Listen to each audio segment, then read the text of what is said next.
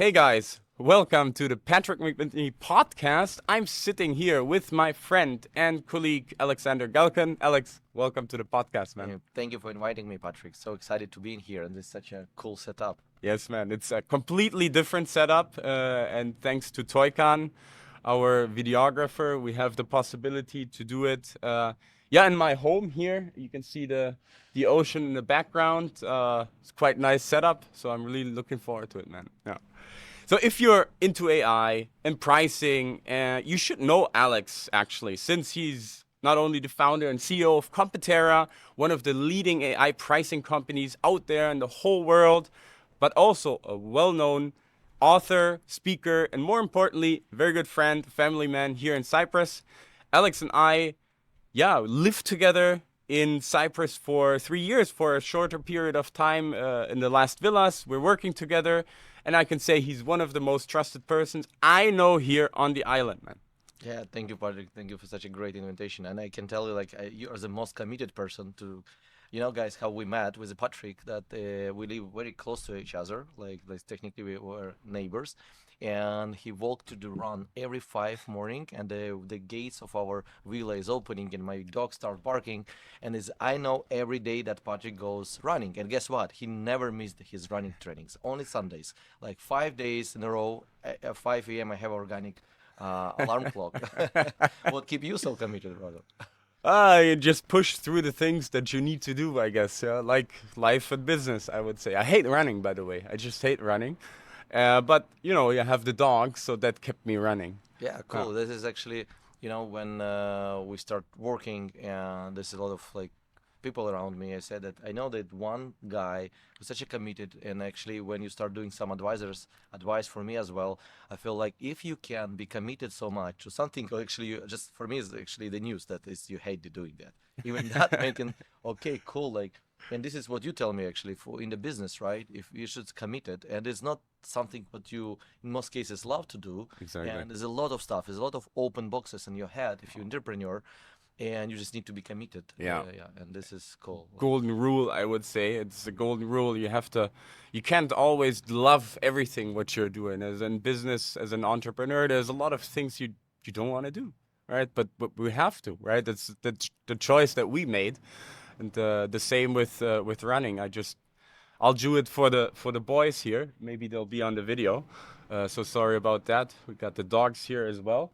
And that's basically push through the tough things, I would say. We discussed that yesterday at this Reflect Festival, right? We met a lot of entrepreneurs, founders, and when asking them why they became successful or what happens, etc. They'll say it's so hard, right? Really, most of them saying, if I know how hard it is, I will never start. I so often hearing this. Yeah. Like people saying that if I know how hard it is, I never start. Yeah. So true. Yeah, I mean that's actually a great story. Since the Reflect Festival, this biggest IT tech startup festival in Cyprus. Yeah, and I think that's a common thing, right? A lot of most people find it's like a cool thing, right? These days to be an entrepreneur and everything, but I think seriously, most people don't even know what it means. It's just it's a cool thing to put it on LinkedIn and everything. YouTube, but the real life is so hard. Yeah, it's tough. Yeah. And also interesting statistic that I read that is only 3.5% people in the world are born with this entrepreneurial DNA. And then these guys try to what does it mean entrepreneurial DNA? And actually, how I understand the explanation is is a guy or girl who can really sleep with a lot of open problems. It's probably the biggest difference between, I spent 6 years in a big corporation. Yeah. And then you can take vacation, right? You can turn down. I remember I really putting down my phone for 2 weeks. No one really busy me. When you're entrepreneur, you never can do it. I always joking that the numbers of the meeting, if I am not on vacation, is 15 per day. Yeah. If I am on vacation, maybe 3 or 5. Anyway, always working. Yeah. And this is probably that we can use your podcast to tell the entrepreneurs that, guys, the life is really not what you see in YouTube or this news, how cool that those Mark's life, etc.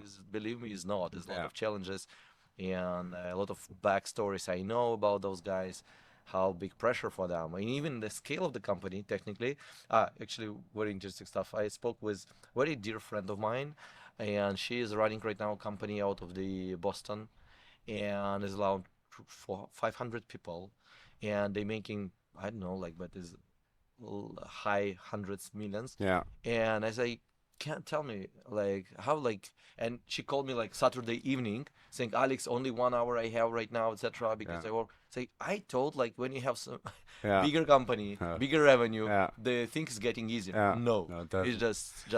just starting. I mean, look at Elon Musk and everyone. Do they look that like they're chilling? They're even Absolutely. more, man. They're You doing saw even. this video where the Elon Musk jet, the Yeah. flying. Yeah, I saw Guys, it's that. really hard to fly so often. Yeah. You know, a fun story. You know, I tried to switch my driving license yesterday, and everything was fun and seamless. Except the guy asked me to put for 1 year all my dates in and out from Larnaca. Oh, yeah.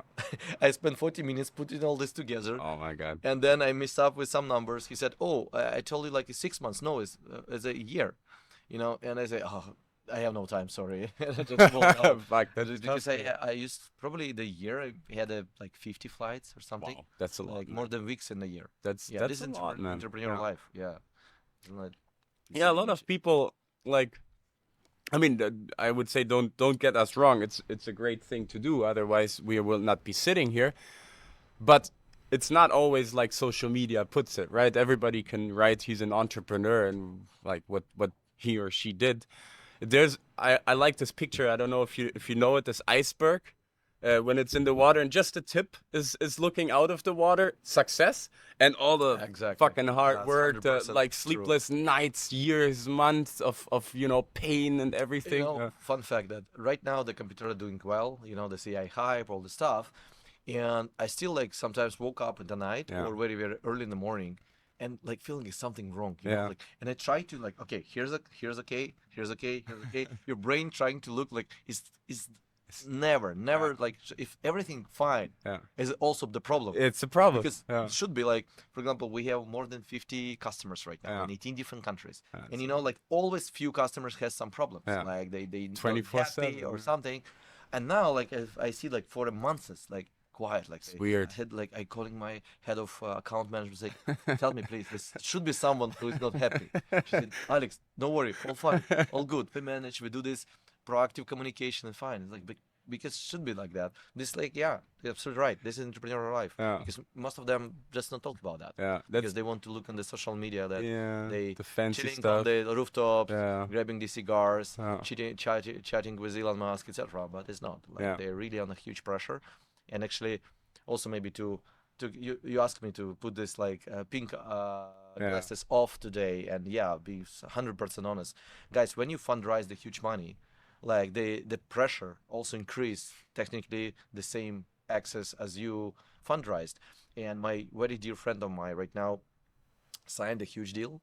Honestly, I disagree with the valuation what he approved Yeah. because it's over valuated. How much? It's 250 for the company Yeah. having no revenue Crazy. with 2 customers, you know, Yeah. because he hype. I Yeah. say, bro, you will need to keep all those multiples and all Yeah. those promises for the guys who give you the money.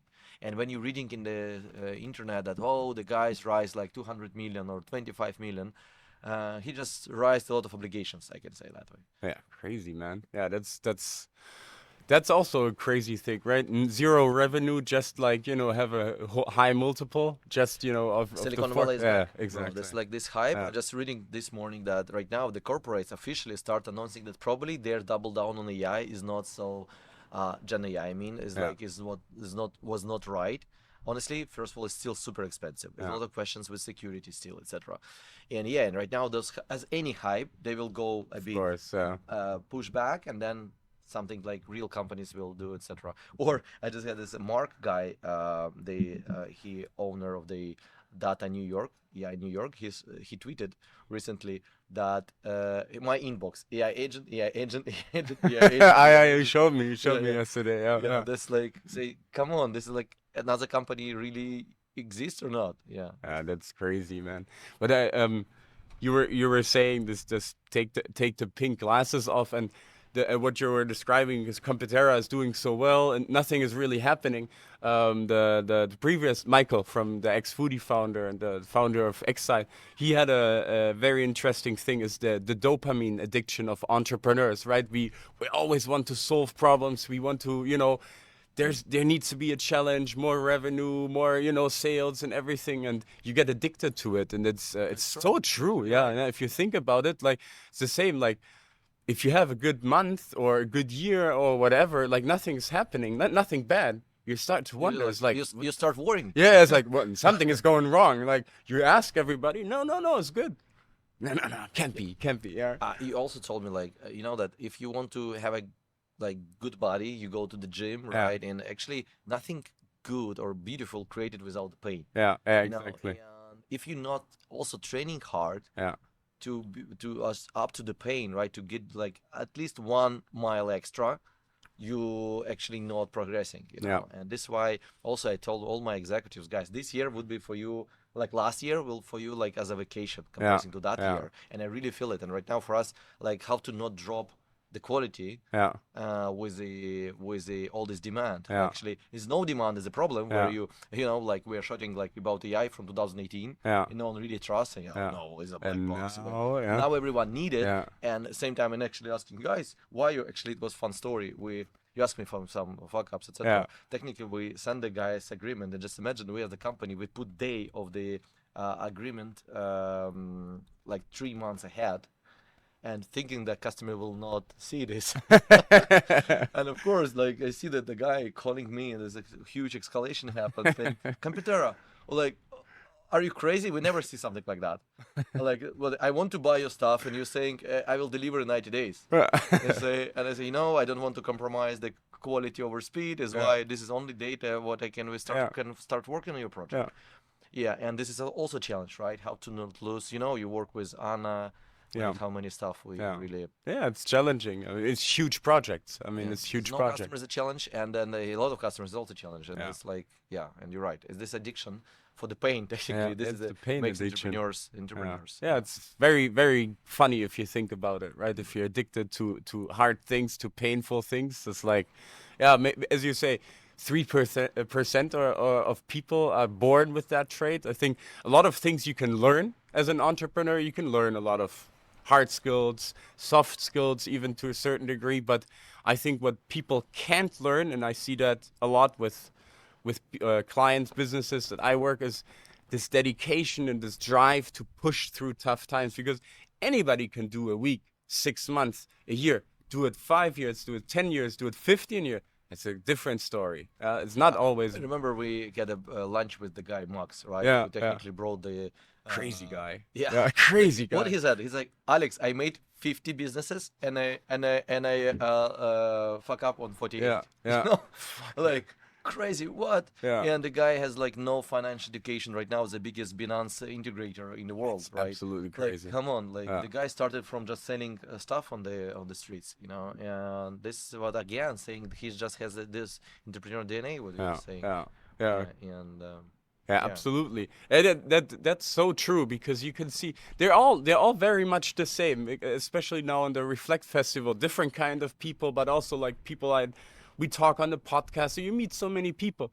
This trait is very similar to everybody. You have a desire to achieve something, and it doesn't really matter what it is, but you want to go to you will sacrifice a lot of things. Yes, you benefit, of course, a lot if it's working out. We are sitting here, so we are privileged. I recommend you. There's a guy, Jason Kalanakis, is one of the toppest successful investors in the world. They wrote the book Angel Investor. He's the initial investor of Uber, LinkedIn. There's no one really they give the money to the Uber, etc. Right now, and I have a chance to sit with him in a very small room. It's with 40 people. And he said very cool stuff, the good entrepreneur should be a crazy guy, Maluka. Crazy. And my role of my actually challenge as an investor to say this is a crazy genius or just a crazy guy. Is only very simple attribution, or this crazy genius or just a crazy. But the crazy in the both verticals. Honestly, as I tell you, if I know how hard it is, when I started my first company we build those like billing systems. I was 18 years old, and we sell it like in 2001. No one really buying software as a service. They buy it just one time, and we figure out how to really drop those billing system one time to time that they calling us and we restore the system. And in that moment, absolutely, I have this ping blast. It's like, wow, we're doing IT. For me, honestly, it was super wonder, especially like, all my parents, they do some really physical stuff. Absolutely, like, they need to go to the work, they work hard. My mom she is actually from hospital. She's like this nursery.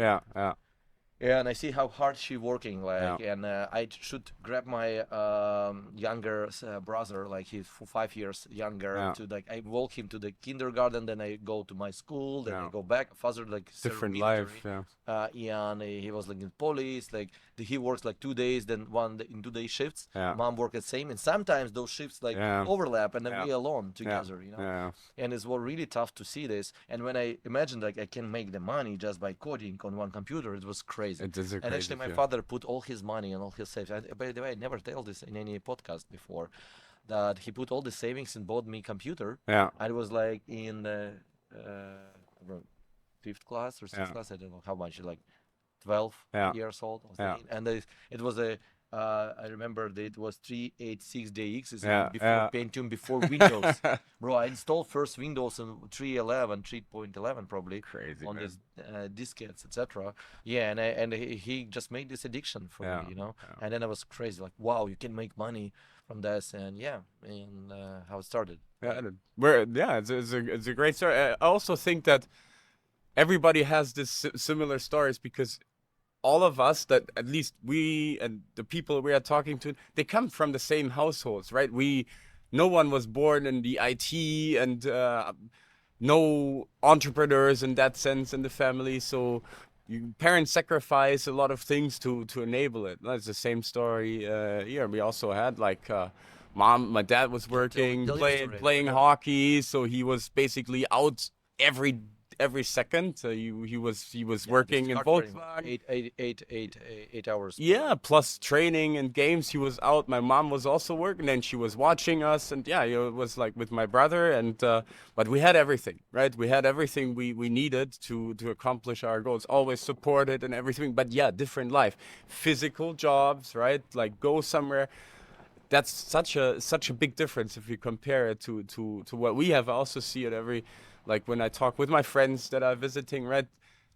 They don't have because it's also normal jobs, which is absolutely fine, but you can't just go to a different country and live where you want, because we set up the businesses being completely online, and it's a privilege, but we worked for it as well. Definitely. And it's still, guys, like years, right? Technically all my life in IT, right? But I still appreciate that it really happens. Right now is a different competition, even in IT happens, right? You need to go on the trend.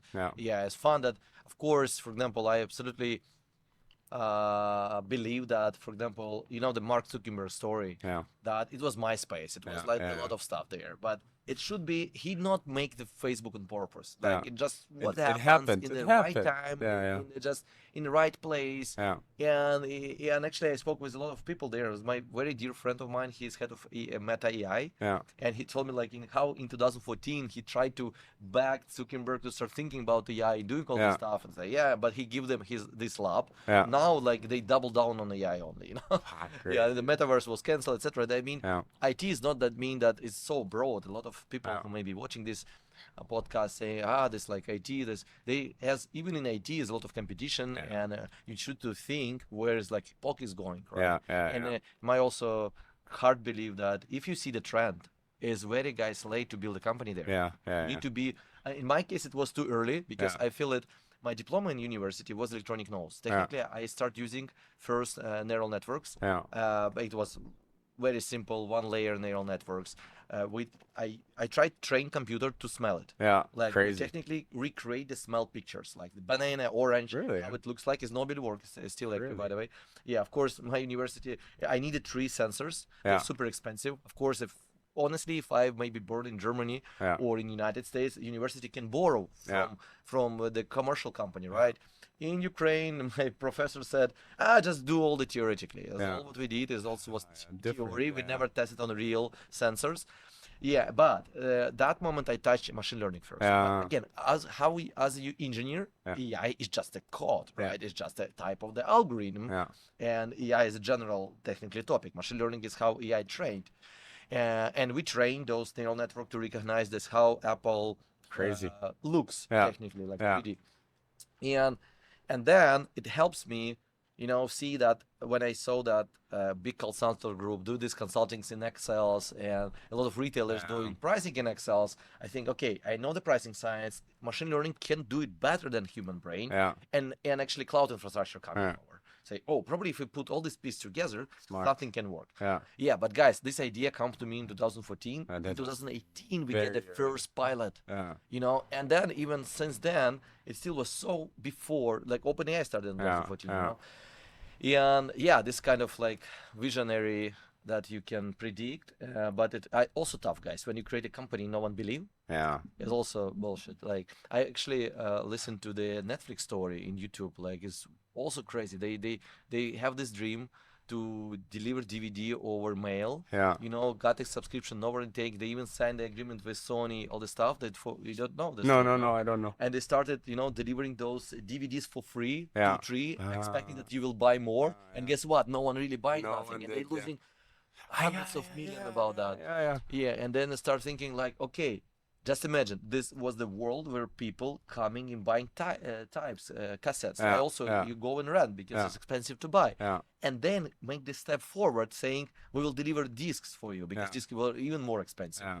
But even that not works, and they say no one really need those discs. And actually one of friends say, we should start streaming those videos. Yeah. Just imagine the world where people still having type. Yeah. Says they imagine that they can stream the videos, and they start making digital copies, very old movies, putting those library. They put the website together, all the stuff. Like it was, bro. Like now for us it's like a normal. But if you we can don't know it imagine- otherwise. Yeah, and they go, and the next step they go to the PlayStation and say like, no one can. Just imagine you can watch TV from your PlayStation. Yeah. It was 3 game probably, or changer. PlayStation 2. Yeah. Yeah, and like wow, it's like how. And this was really tough. There's a please, I encourage you guys just take a look the story. That really crazy how the guy he's made a lot of money, but technically on the previous startup he sold the company, but he almost went bankrupt doing the Netflix. Crazy, and man. no investor want to give them a money, not believe in that. And now That's where crazy. Netflix is. It's crazy. Yeah, Netflix really changed the media industry, right? Actually, a fun story about Netflix. I was just actually reading about it yesterday, I believe. Do you know why Netflix has the sign? It's black and red No. because these companies they use visual content marketing. Black and red is a cinema like room, yes, you it know, does. and Yeah, you have these red cushions, the seats, you know, that's typical cinema. You have the black walls. That's why you get a familiar feeling when you type in. You see this Netflix signs. It's like you feel like in a cinema. Yeah, then of course they created very nice algorithm. They, Yeah, by it's the way, very there's good. a lot of money there. There's actually exists a huge video, like 2-hour video, where the guys who creating those predicted algorithms, what to show Yeah. you the movie, what you even can't imagine you needed, but they can predict it. And then they start using all those insights, guys, to build. They actually shooting the videos. They technically selecting the scripts based on like, for example, these Strange Things Yeah, was yeah, absolutely data-driven decision. Yeah? It's like is no horror movie for teenagers, Yeah. and they're really missing that. The audience Crazy, really yeah. need that kind of stuff. And then they looking for this people. There's a lot of like bright and young movie shooters, etc.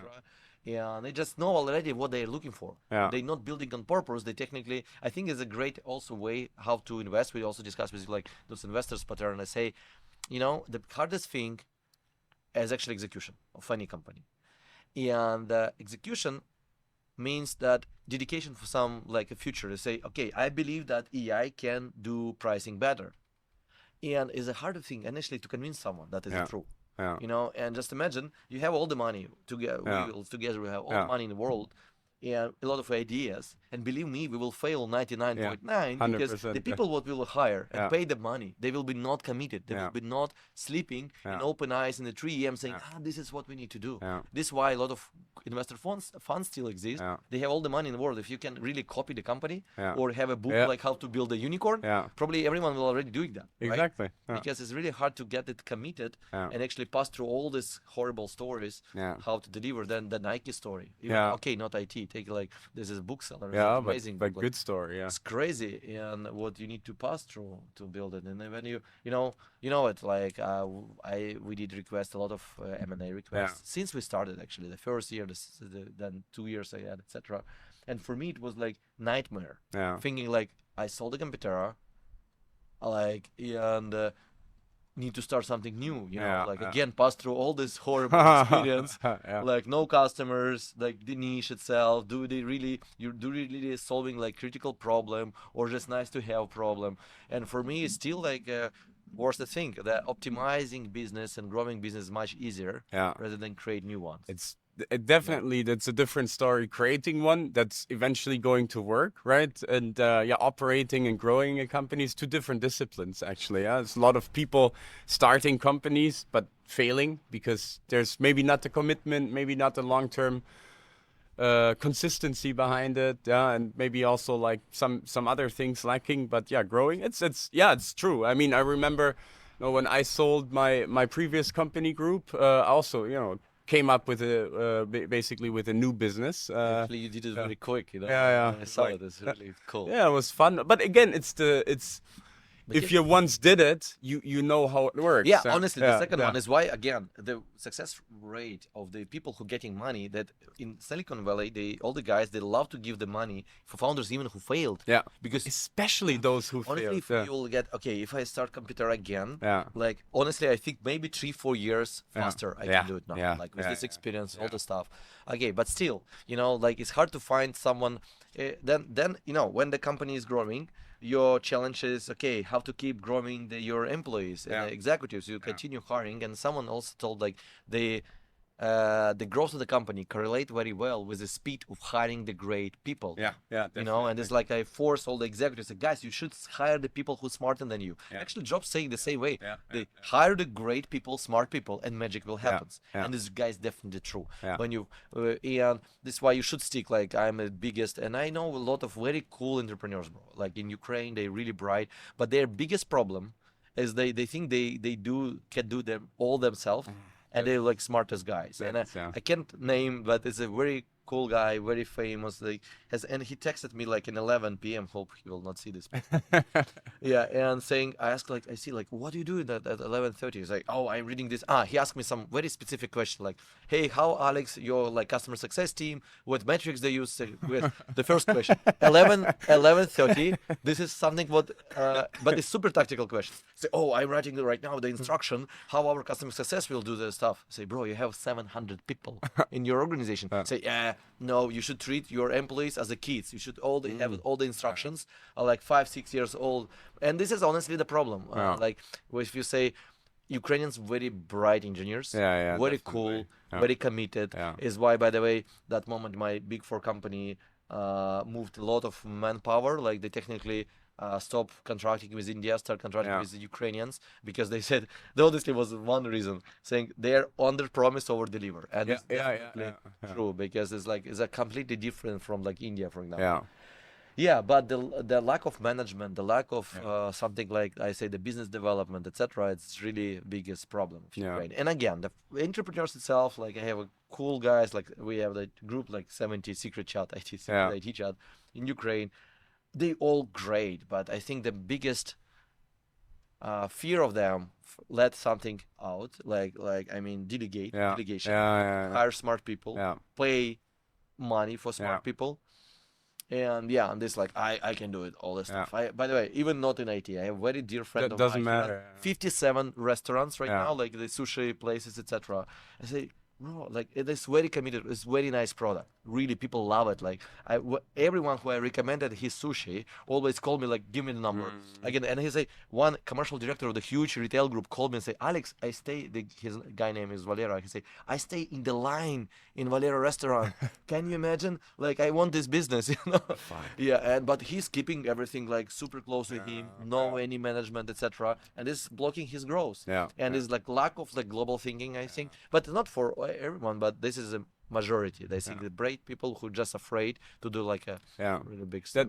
That's a scaling. Scooby, buddy, come here. That's yeah. It limits the scalability of a business. I mean, I always say, like clients that I work with who have like, I don't know, 50 people or higher, is like, where do you want to go? Because you need to have a clear picture of, do you want to have a business that can grow and is, you know, independent of yourself? Then we can work on that. Or you want to have a business with 50 people, you're included in the operative business because you love it, you keep it that way, you make good money, it's good. But you need to decide. Exactly, you need to decide. And then you need to, of course, build the team. As you say, the team is key, especially in the IT. You have very smart people, as you said, from Ukraine. Smartest guy in the room. Then you're in the wrong room. Yeah, exactly. I hire the people who are way smarter than you. For me, it's very easy because everybody is basically smarter. So, but I think bringing the skill of an entrepreneur, business owner, is bringing all these skills together in a functioning mechanism, like a motor, right? Something like that. Because if you just place them and you don't really have a vision or a goal, it's also difficult because where are they heading? Maybe they're doing, you know, whatever they do. Or give them, and it's a very slight like balance between giving them enough freedom to work, because you don't want to micromanage smart people. It will not work. But anyway, you need to have structures, processes, goals where you want to head. And I think if you combine that together, that's where you can really grow towards that. Resonate with you know, like, or you start telling this, and I'm thinking like, you know, the guys what really pass the same timeline with me but succeeds much more, they mostly good on people selection. Yeah. They can really understand the people. I'm coming from engineering background. It's like, again, you know, the engineers mostly like they're introverts, etc. Exactly. Yeah. Like it's definitely what I very quickly recognize it's not my path. Yeah. But still, I think that the skill what I'm working on is like understand the people. Yeah. Like understanding people better. Yeah. And support them better, because the guys what I see that succeeds well, they really just surround themselves with very smart people. Yeah. Okay, maybe fun stuff like Trump. Yeah. Absolutely dumb guy. In my like his speech, I was like, but he's getting amazing businesses, crazy, amazing running stuff. He can read the human DNA. Yeah. And this is exactly this Jason Kalanakis, what we're sitting with him. The guy just raised the hand, asked the question. He said, "I'm giving you 500,000 just because you asked. Just please do not even tell me what about your startup. Just let me safe note because I can like." Just a question. Just a question. Yeah, because he said this is you. He can read and now actually what he said, I am building right now the AI algorithm. Technically, what I just need to run like 45-minute discussion with the entrepreneur. Yeah. Remember, he's also had this crazy dude or crazy crazy genius or just also crazy. Yeah. And he said, I'm right now reading the algorithm with a few people. I will not tell you the secret, but the idea is technically he's reading the interview, like this 45 minutes interview. He asks a specific question, and this system making the scoring. Oh, that's I have 37 signals. That's crazy. What I want to detect from the founder. That's really smart. You can probably imagine, like I can imagine a few of them definitely. There's some passion. There's like, you know, the good founders, they don't care about anything what someone think about you, and they need to have those goals. Dedication and everything. And confidence. And knowledge. And I think it's honestly it's programmable. Yeah, it like is you programmable. You can detect because again, all these CIA engines, when they all these polygraphs, etc. They can your articulation, your face, etc. You can really it's learnable. Probably make those decode this entrepreneur DNA. Yeah, definitely. That's super interesting because you definitely can program that. You can train the AI. I remember yesterday actually you told me like, oh, this nice guy. You know, you like, because you feel it, right? You spoke with him like 10 minutes, Yeah. and it's like, yeah, this he has something inside. Yeah. Yeah, and I think, yeah, it's probably decodable. Yeah, it's learnable. Yeah, but it's super interesting because if every time we talk about entrepreneurs is like you have these same traits. Is like I also think what I like is, for example, you can determine from people when you ask good questions is a very close the door, close the door. Sorry, videographer and dogs doesn't work today. Smash it. Yeah, and by as you just said, right, asking the right questions is super difficult. It's such a great skill to learn because a lot of people tend to talk way too much, right? If they explain their product, their service, or in a sales call, it's like if you're short and precise, it's bringing such a confidence out. And if you ask the right question, it changes the whole situation sometimes. Yeah. And that's That you're absolutely right. It's actually my also weakness. Is like love to talk more a lot, and but you're right. They making pauses, like hearing the people, and yeah, this is something what I actually put in my like. It's like great book actually. I wrote. Is it two books actually? What I really recommend any entrepreneur to read. The first one is like, the hard things about the hard things. yeah. It's like 600 pages of pain. And the founder of Netflix, like Yeah. sorry, Netflix, Netscape. Yeah. Yeah, and the second one was like I just read like few days ago, finished like it's a bad habits. Yeah. It's technically Yeah. how work with your bad habits. Yeah. And again, if you also the company growing, you entrepreneur, you mentioned very well, like you have like 50 people team, 15 people team is absolutely different organization. Definitely. I feel like up to 25, you're like a family. Yeah. All the stuff, everyone understand everything, no needed, and it's such a great time. I also suggest all the starters keep small as long as you can. Yeah. If you can support growth like 3x every year Yeah. without hiring people, Yeah. it's the best. Yeah. Don't hire just because you need a hire. Yeah. No, you Yeah. don't need. Yeah. You feel it, and because then from 25 to up to I think like 75, 80 is another type of organization. 80 then to 200-300 Yeah. is almost the same. Yeah. And this you as a founder, Yeah. you should also grow. Yeah. Was it growing? Like Absolutely. actually, I have my OKRs also visible for Yeah. the whole team. We have like my OKRs, then Yeah. their OKRs. That is It's very super cool. transparent. Yeah. Saying, yeah, this is what I'm focusing on. This is what Yeah. I'm working on right now. And this is because also the another story you mentioned, like why there some companies, some really great people is not succeed. Yeah. They're afraid to make the dedication Yeah. to okay, I need to build something big.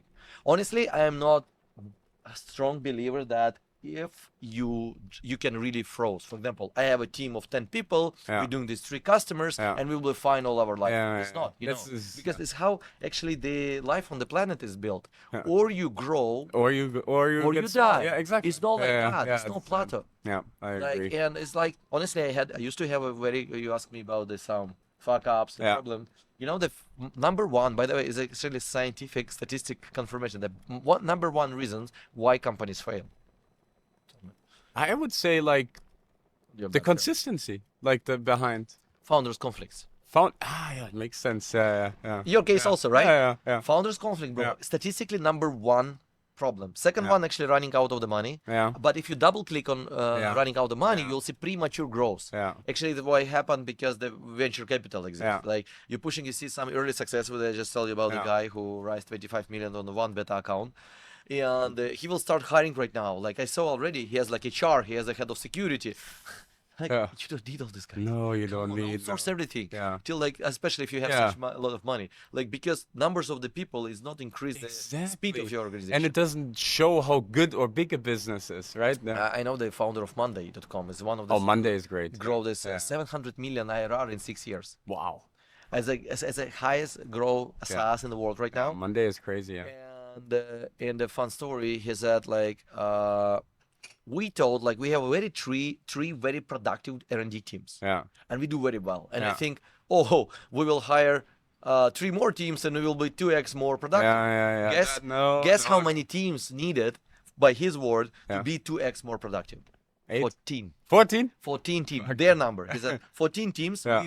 We came to the double speed. Shit. Yeah. This is like not linear growth. No, no. And more people in the room, it's just slow downing things. Exactly. Always, Yeah. I told my executives, bro, like, if you hire 2 people, like engineers. They, oh, I need this guy. I will help them. Yeah, then we lost you because now you will be managing that guys and actually need to onboard them, etc. And a lot of them is just not really underestimate how important this. And sorry, back to the number one reason, this founder conflicts and fuck ups. You know, when we start making like good money, like it was like me, him, and one part-time developer.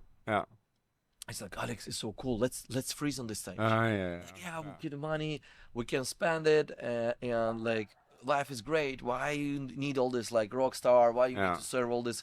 Why you need to make it global? Because it's really expensive to make it global, right? And I say honestly, first of all, like I'm not building company for making money. I think also in my hard belief that if you will focus on money, you will never succeed. Exactly. I agree. Great products, they are, if you build a great product, you will have money come afterwards. Money comes. This is results. Exactly. This is a metric. It's not a reason, it's just a metric. You can't focus on the metric in some certain way. And it was our biggest conflict. And at that moment, I tried to save these relations, explain, look, this, do this, and this, and this. We end up that he's left the company. Because from the beginning, it was not, I see, is like, again, also, it's not my words. I also the very cool guy, Staley, his name's Staley. He has the podcast, Staley.io. He's like a sales guy, and he did a great pitch about the founders' problems and tough life of founder. Amazing pitch. Maybe I will share with you then. It's like a recording. I record from my iPhone. And he said, when you have this small problem with the founder in the beginning of the day, you think, okay, I will make $1 million. This problem will gone, but they don't. No. They say, okay, we will have 100 customers, then problem will gone. No, they just make it. They will become bigger. And it's like maybe my biggest mistake there. We need to solve this issue in the beginning, and then I start hearing from my CTO and down the road that he don't want to be CTO. I said, okay, it's great. Like we really good. We have a good team in this investor lab. I have a founder like me, like a CEO and product visionary, my operational guy, founder who does like management in 22 years with 40 people team. He know how to do stuff, and the CTO who like data nerd, etc. And this guy saying, look, I want to be CEO. Like I want to be like you. Like I say, bro, but this is not how it works. Like, and you can. And he say, and he was like destroyed inside. He say, I know I can't, and I need to work hard to do there, but this is what but the kudo to him, he was honest finally. He said, I am not happy because I understand I need to do this, or I will probably run some solo stuff, like maybe the product or startup where I just work myself or very small team. I don't really want these big teams, etc. That is fine, but again, the biggest mistake, we should solve these issues as fast as you can, not wait till you getting bigger and bigger. Then it's super responsibility bigger as it difficult, right? Very, very difficult. I mean, that comes back. And then I need to explain on 100 people team in the room what happened. That's difficult. Like, come on, we can solve it like when we was 3. Yeah, that's easier. It's always easy to look back. You're so much smarter, right? With years of experience, now we all would have solved a lot of things differently. I mean, not to say then all the startups would coming saying, the difference between smart and the wise guy. The smart guy learned from his mistake. The wise guys learn from mistake of others. From others, and it's very simple exercise. And really, that what I'm trying to do, like I try to speak with like founders who achieve more stuff, but not so long. Like, I met a really cool guy, probably also will not mention his name, but he said, Alex, really, like, how big is your team? I say like 80 people. He said, my team is 7,000. We have nothing to tell. We can speak about like wine, cigarettes, travel, but like it's a big difference. The way the years ago I was in that, and this was really honest guy, and my probably also like life code. I hate those like the like web summit events where there's post IPO CEO sitting on the stage, you listening to them is maybe good for some inspiration, but you can't learn from that. No. You can learn from someone who maybe exactly 3-4x bigger than you. It's realistic. I hired also another fuck up. I will say I hired very cool advisor. This girl really passed through. She actually moved SAP to United States. He made the SAP in United States. That's okay. And I brought like Lori McKellar. And she's still my advisor, right? But the days where they did this penetration SAP to United States, they gone. That now with tools, they way so different.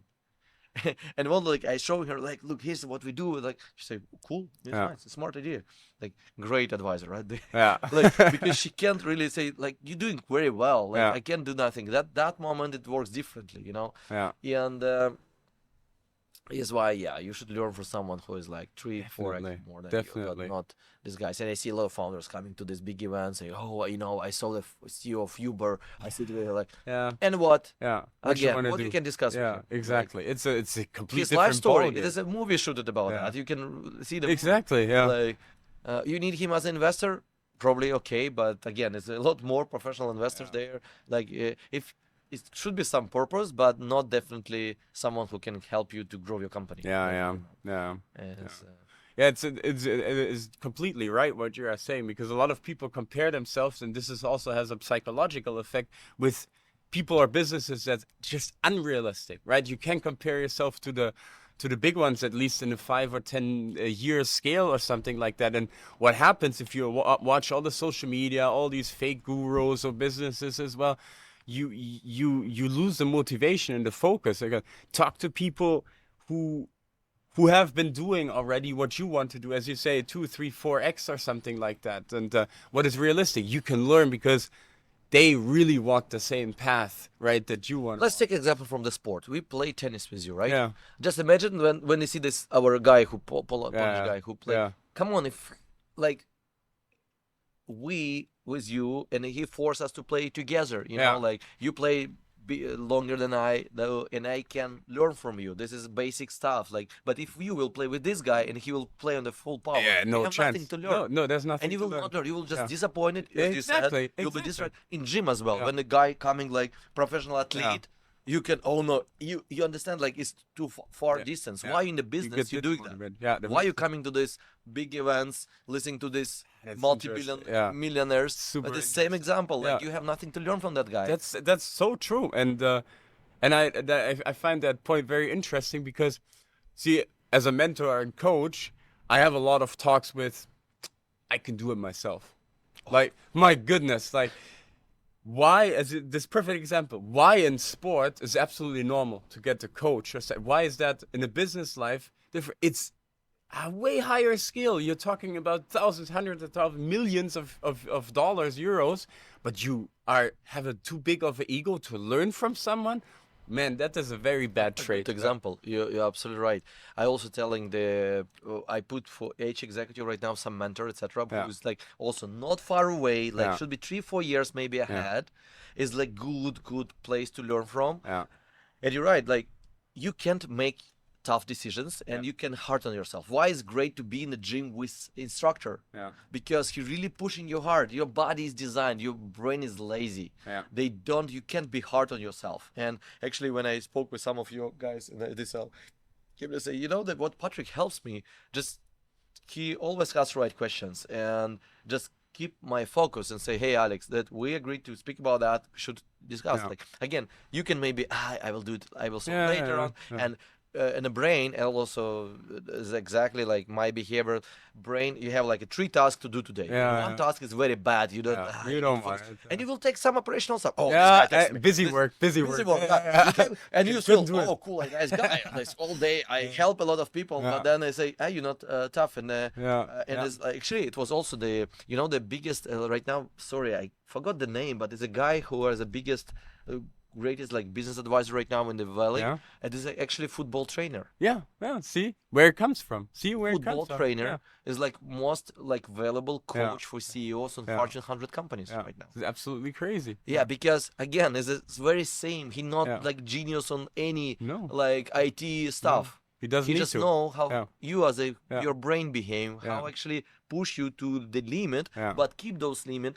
Not like that you say, oh fuck it, no. Yeah. Like it's exactly, my wife, she's an Yeah. instructor, and Yeah. we met technically. I came to Yeah. her trainings, and sometimes when she gives you like 100 push-ups and then we do this stuff, and you like, I ready to pee right now. Yeah. But then she book stop. Like Yeah. I don't know how, but she feel exactly as like I kill you, I hate you. Like and this moment, like boom, stop. Yeah. You know, this is a great coach Yeah. doing with you. Yeah. Yeah. Yeah, the same in the business. You're absolutely right. It's the Like same, is like why? Because you will never be tough on yourself. Yeah.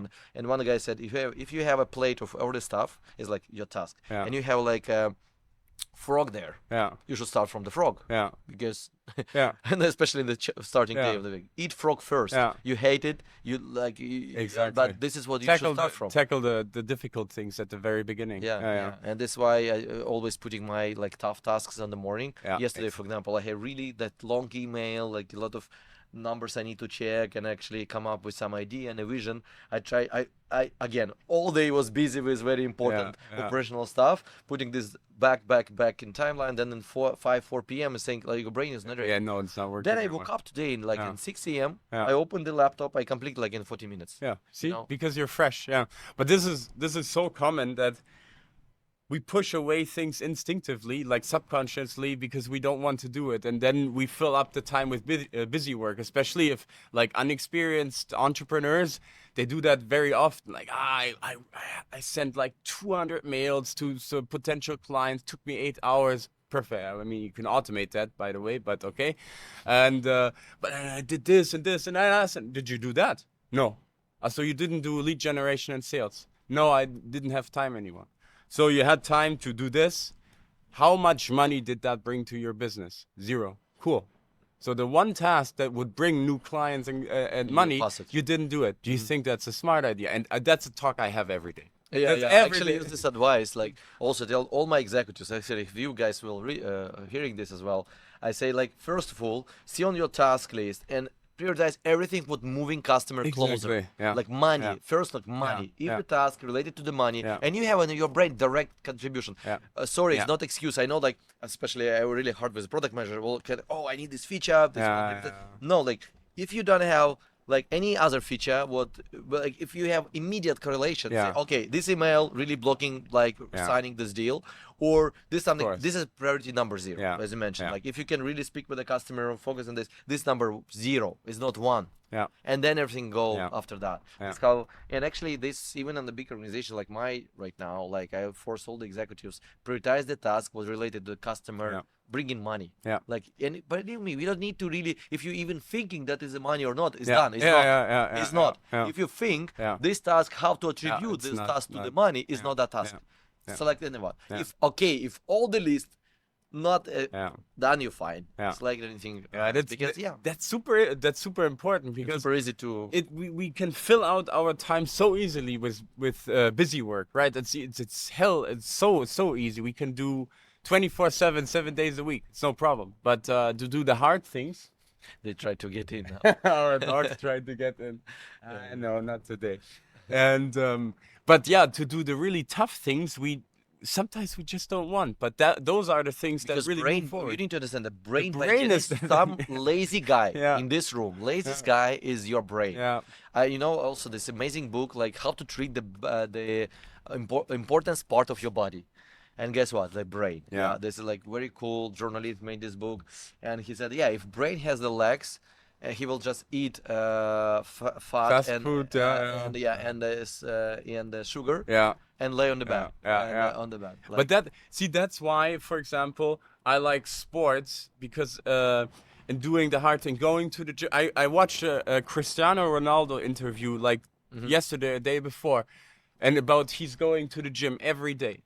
And he was also on a podcast. He said, I don't like to go to the gym every day, but I learned to push myself through the days where I fucking hate to go to the gym. And I mean, he's the most dedicated person on the planet in some really, but it trained me to push through these things. And at some point, I don't think about them. I just do it. It's the same with the business. If you just imagine his scale, he cannot do anything for the life, including life of his grand sons, the kids, and he's still pushing himself because it's just pushing. He loves it. That probably addiction to push yourself, but for me, for example, it's also like a reason. Like I firmly believe, I didn't know it back then, but I do think that I went to the gym. I was so crazy, or still crazy on sport, less these days, but I forced myself weeks, years to do things I didn't want to do, and I think that helped me in business so bad, just to do the things I just didn't want to. You know, I right now, like, honestly, like, not so hard on that, but early days on all the executives, like all people that I hire, I always ask about the hobby, about the sport. Yeah. And you know, like, for example, to be like in this like first grade, like this alpha, beta, gamma communities in the biggest university, you should have to be like, to add to this club, you should have any sport at least. It's actually always even more important on the team sport. Team Achievements, sport. team sport, because they want this, bro, is a selection. Yeah. It's crazy selection that you need to achieve something in the sport, even in the team sport, in the university. But yeah, when I do these interviews, I always want to see that someone has a hobby, what he committed to. Exactly, commitment, and It's just showing commitment and to showing one results. thing. Yeah, stick to one and thing. The guy say, "Oh, my biggest hobby is reading." Fuck. It's, Like nothing. Or I said, the guy, "How you spent last weekend?" He said, "I don't remember." I said, "Cool, tell me more." Like, how this was really cool that you can remember. He said, "I don't remember. Did I go out from the house or not?" You know, like, thanks. What if he can? Look, it's very also simple. Then I ask the question: what the goals you put to yourself last year? And okay, and if he said, "Yeah, I put this goal," okay, what steps you did to achieve this goal? Very simple question, right?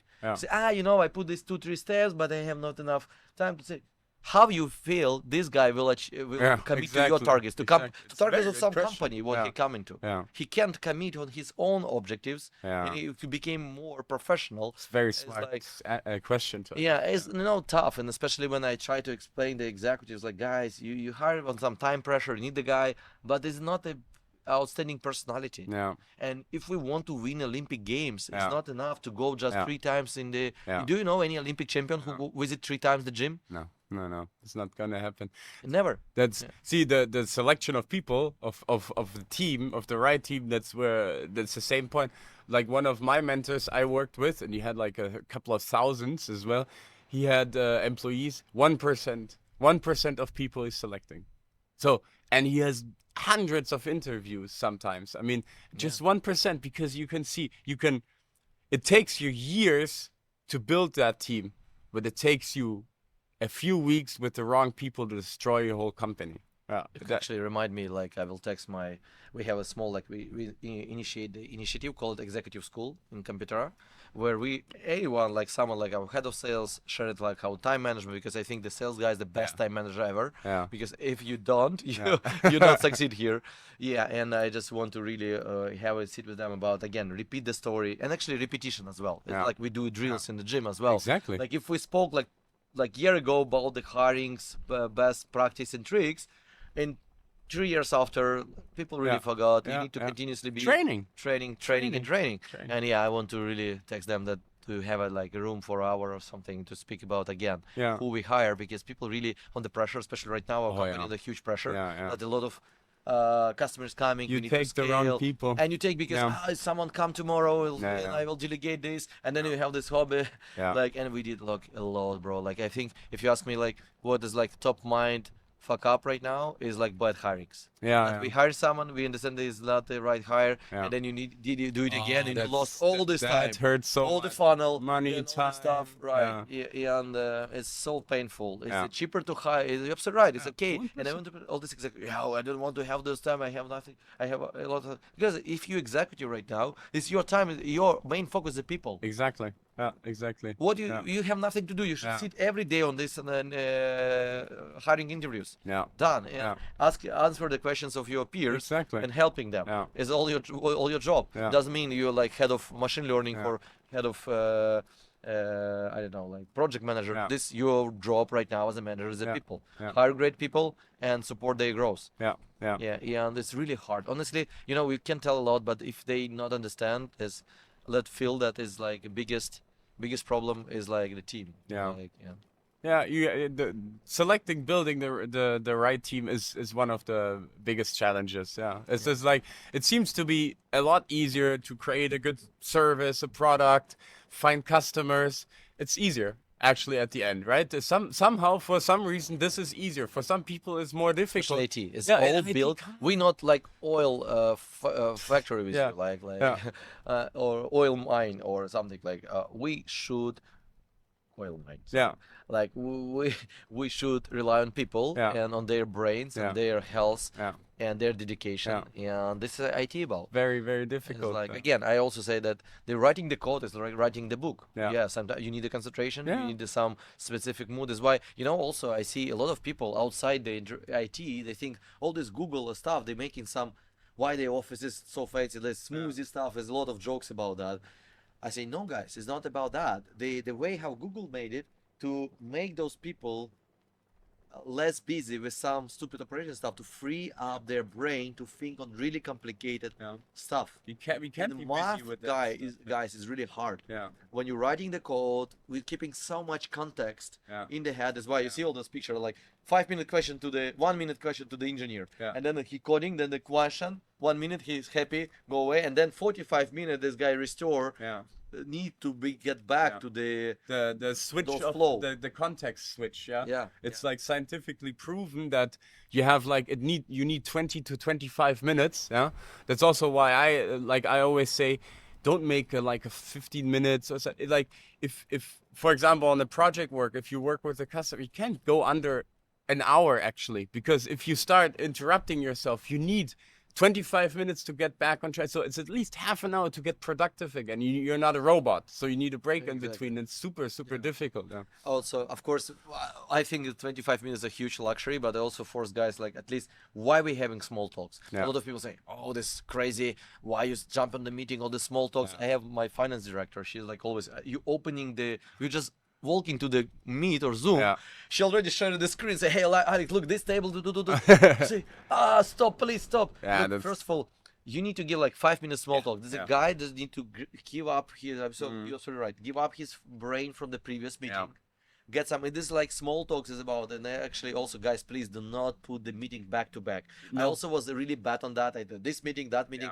Patrick, you're absolutely right. Like it should be. I also start using like 45-minute slots and block like then 15 minutes. Then another meeting, right? Or even half an hour, or hour, especially in the again. It's a long time. And the lunch time is very important. Breakfast, lunch, dinner. Not blocking that. It's why we start when we used to have office.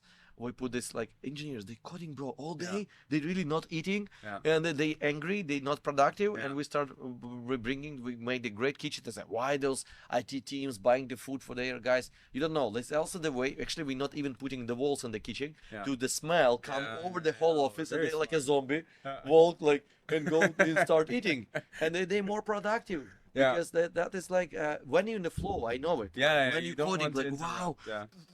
And you can really sit all the day, and it's not healthy. You're getting fat. You're getting problem with your heart, and then it's not you end up not well. It's like about life balance. We sitting and working with you. I know you sitting like from I try to text you sometimes like, and you're not answering for 8 hours because you're booked. And this is really you need to keep those balance. You need. It's very important because as you say, if you neglect that, you are less productive as well. You're less productive. You cannot exhausted. Everything is bad. I say, oh, I work like people like say, oh, I work 8 hours. Like now, honestly, I'm not hearing this anymore on interviews saying, bro, I don't ask you to work 24 hours. I work with your brain. And actually, also the practice. Did you hear about practice called Zen hour? That's like I push all the. Honestly, I don't think they're doing like all of them. Just be honest. Like again, it's like. Here on your podcast, we should be honest, but I say, guys, block the 1 hour on Friday. Exactly. Review all your week and do this exercise, what you mentioned. Take a look at the meetings, what you should probably participate. Or you have no action or no value from this meeting. And please try to make next week one improvement, one small improvement every week. You have 52 improvements over the year. Just on your time management. That's a big boost. That's a big boost. And now like you say, oh cool, because we always have OKRs and like say, fuck Alex, we're so tired because we have 6 weeks, like 3 sprints on OKRs, then 2 weeks building new ones. Say, and OKRs is about improvement.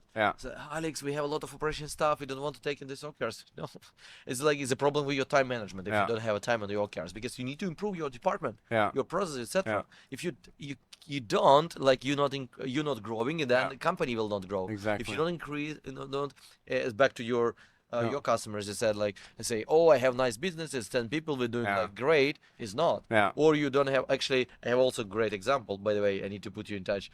And will not mention the name. And say like they organically get a lot of customers. Yeah. And it's like kind of outsourcing business. Yeah. They hired those engineers, like the outsourcing. So we're doing fine. And then I said like, they have zero, and her advice was, oh, we don't have a sales team. It's so cool, growing, we're over 500 people, no sales team. Wow. We just me and say, it's like, it's okay. Yeah. But it's wrong. Organization can exist. This table can stay without four. No. It's like, why? And then, unfortunately, the war in Israel happens. Yeah. And guess where customers was coming from? And then I know like it's like 2 or 3 customers. The whole business is built. That's not a real business. I was like, oh, we now start hiring salespeople. And that doesn't process. Business is a must, guys. Honestly, when of course when it's about problem and finding the problem and niche, it's about art. It's not a science, guys. If it's the science, good, well put. It's just art. Yeah. But when art is done, then you need the math. Now you need the math. That's a good metaphor. Yeah, and then easy. Like as my sales advisor, he used to be our fractional CEO. He the guy who built the team of 20 sales guy to 800 in outreach. Wow. The company outreach. This is Mark, and he said the sales is math. Only math. Sales is math. Technically, but like the all business, all the process is math. You know. Also, we had these customers that we have a complicated product. Technically, they're super easy to run, but under the hood is super complicated. It's complicated. Yeah, and honestly, my vision was we don't explain it. When you come into the car, you press the start button in your right. Yeah, you don't want the complexity. But you know, just imagine, we will create with your car like yours. Back 10 years ago, like 30 years ago, when our parents loved to see the oil pressure, all this stuff, having the garage fixed. It's not working. If you build this new car, they say, what the fuck? This is not a car, this is a toy. I will not use it. Even now with Tesla, what happens, right? Some people say, it's not a car, it's a gadget. And the same happens with my product. We make it simple, etc. But people still, you know, sitting in the garage, they don't want to see downside. And I say, guys, again, customer satisfaction is also the math. Do we have 1 hour monthly meeting with no agenda with the customer, business to business, just to check how it's going on? Where is our QBRs, schedule for the QBRs? And we need to have also, they say, oh, and we start doing this, bro. And the customer became happy. No specific. Surprisingly. Surprise. You just speak with the guys, they share with you like their fears and you share them, okay. And then actually I forced also, it was not say, we need to run education consistently. Not by, we have education program by request and it's free. Say, no, we should run it, put it in the calendars. Because what happens, their employees changing in their organization, and then because just read those NPS surveys, sometimes they think, oh, why they so angry? Because they have not enough education. So, but we offer them. They are what? Who's guilty? You guilty always. Your customer is right, always right. Unfortunately, but it's only one rule works. But the way how you should put in this, of course, to make the husband. And I say, okay, now we have education every 3 months. And they sometimes pushing them back. And now guess, they never complain. They say, surprisingly, we cancel it twice. And now we're in a problem. Then coming say, Alex, please, can we have the education of the schedule because we messed up and now we don't know how to use it. And this is how you build this. And you're right, this everything is math except the first part. I really like the metaphors, like the niche positioning, it's art, and then it comes math. But it's true, especially sales. Is it's I love in your course actually when you're saying this you need to know your positioning, etc. Retail is a very complicated business. And I do also this interview. I start asking this question like, guys, what is your business strategy? Like, and you know, even the founder of the business sitting with the CEO and they look at each other and saying, I love that. We defined our strategy 3 years ago. We don't know it anymore. Come on, guys, you like retail with 600 locations and have a strategy? Any business should have a strategy. This we have like, then they say, no, we have a strategy. Each store we have different, super differentiated strategy. Each store has their own strategy. You have 600 store directors, and you tell me like you have 600 strategies right now, right? That's gonna be complicated. It's not true. I was like, oh, Alex, you too tough on us. We're going to buy the prices of it. I said, guys, before I sell my car honestly, we are like, there's like zero churn. Since 2018, we have 2 companies who became bankrupt. Wow. Just because, not us, of course. You can't change it. I want to ensure that I'm selling the weapon with our tool. You can succeed or you can fail. Yeah. It's like, I'm not selling Formula One cars to those kids. Yeah, exactly. Because what they end up, they will hit the wall and will be dead. Yeah. And then I will be guilty. Like Rolls Royce is very hard to buy in specific conditions. You can buy Rolls Royce and drive on the fields. Rolls Royce will find you and kick your ass. Very hard. Or Ferrari also doing that. That they're not selling the Ferrari to 50 cent guys. Yeah, no, they're not. They're like in very the selective. Yeah, selective. They're in the blacklist because they used to use, and you can't run any advertising. You can't photo your Ferrari, in Instagram. Take a look. There's no photo. Really, yeah. Yeah, I got a friend who had one. Yeah. But he sold it. I need to ask him. Yeah, ask Pinocchio. They said, and the guy was banned because, what he's used, he put some sneakers. He made his sneakers on the Ferrari and put it in the Instagram. He banned forever from Ferrari. Really, yeah? You can't use Ferrari and advertising even yourself, etc. Jeez. Yeah. Crazy. And should be, and all those like celebrities, they signing the stuff that they don't use Ferrari to promote themselves. Crazy. Cool. It's also positioning, because Ferrari, if you're doing the workshops regularly, they just getting more expensive. It's not when we buying with you like Audi, unfortunately Mercedes or something, we're losing money. If you're buying, it grows in value. Growing all the time. It grows in value. And it's like this investments. It's a big investment. For us, it's expenses.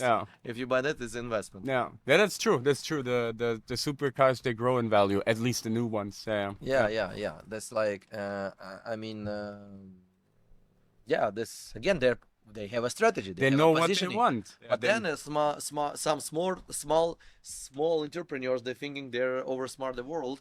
And they can live without positioning. They can live without values, without vision. I was actually starting right now. We have this every 6 weeks, the grand demo. Honestly, I say, guys, I'm like the guy here to repeat every day one stuff. Like, here's our mission. I think it's a stupid thing, right? But when I explain to executives this as well, they say, there's new people coming, etc. And just repeating, like, guys, we're here to do this. Actually, the good analogy, if it's like this army, right? It's so simple. They say, by the way, a lot of great companies and great CEOs of Fortune 100, they were from military. Exactly. Because look, you should make the strategy super simple. Again, honestly, the biggest mistake I also see from some founders and CEO, they make the strategy overcomplicated. When we do the strategic session, what by the way, finally, first time will happen in Cyprus, we end up with one-liner. Like you right. First of all, the strategy itself is one page. No more. Not more. It can't be more. And then you should make the summary for all the strategy in one liner. And guess what? I allocated half of the day for this guy to create one liner. And we just like to explain one sentence. It's an amazing book, by the way, Bad and Good Strategy. I really recommend everyone, entrepreneurs, to read it. It's the alma mater. If you read this, it's very cool. It's actually written by the football coach. And it's like, he said. Is one of the examples. He said, when I was asked by some random women, she's sitting backstage watching like how I train the team, and asked me like, I was watching you, like, what is your goal? You're like so famous coach, etc. And they're like, what is the strategy? I say, my strategy is very simple. I need to train them to swim in the same direction altogether. Makes sense. Run in all directions all together. Super simple, right? Super simple. But it's so hard. It is. And she's like, hard. I start looking at it, it's like really hard. When the ball comes there, everyone should run there. Way. And they don't doing that. It's like, you see, super simple stuff, like when you're watching football or like, I really love this American football, by the way, because there's so much strategy. So much strategy. If you understand, like, this is very, very close to the business, how the business behave. You see how your competitors changing, etc. And this is like really coming over the years. And honestly, this story happens when there's just some very cool guy from college created something, and it was like just the puck is going in his direction. What happens with Mark? And it's fine, but it's not repeatable story. It's not. Mark still sitting in Facebook. Mark not did in like 10 other businesses.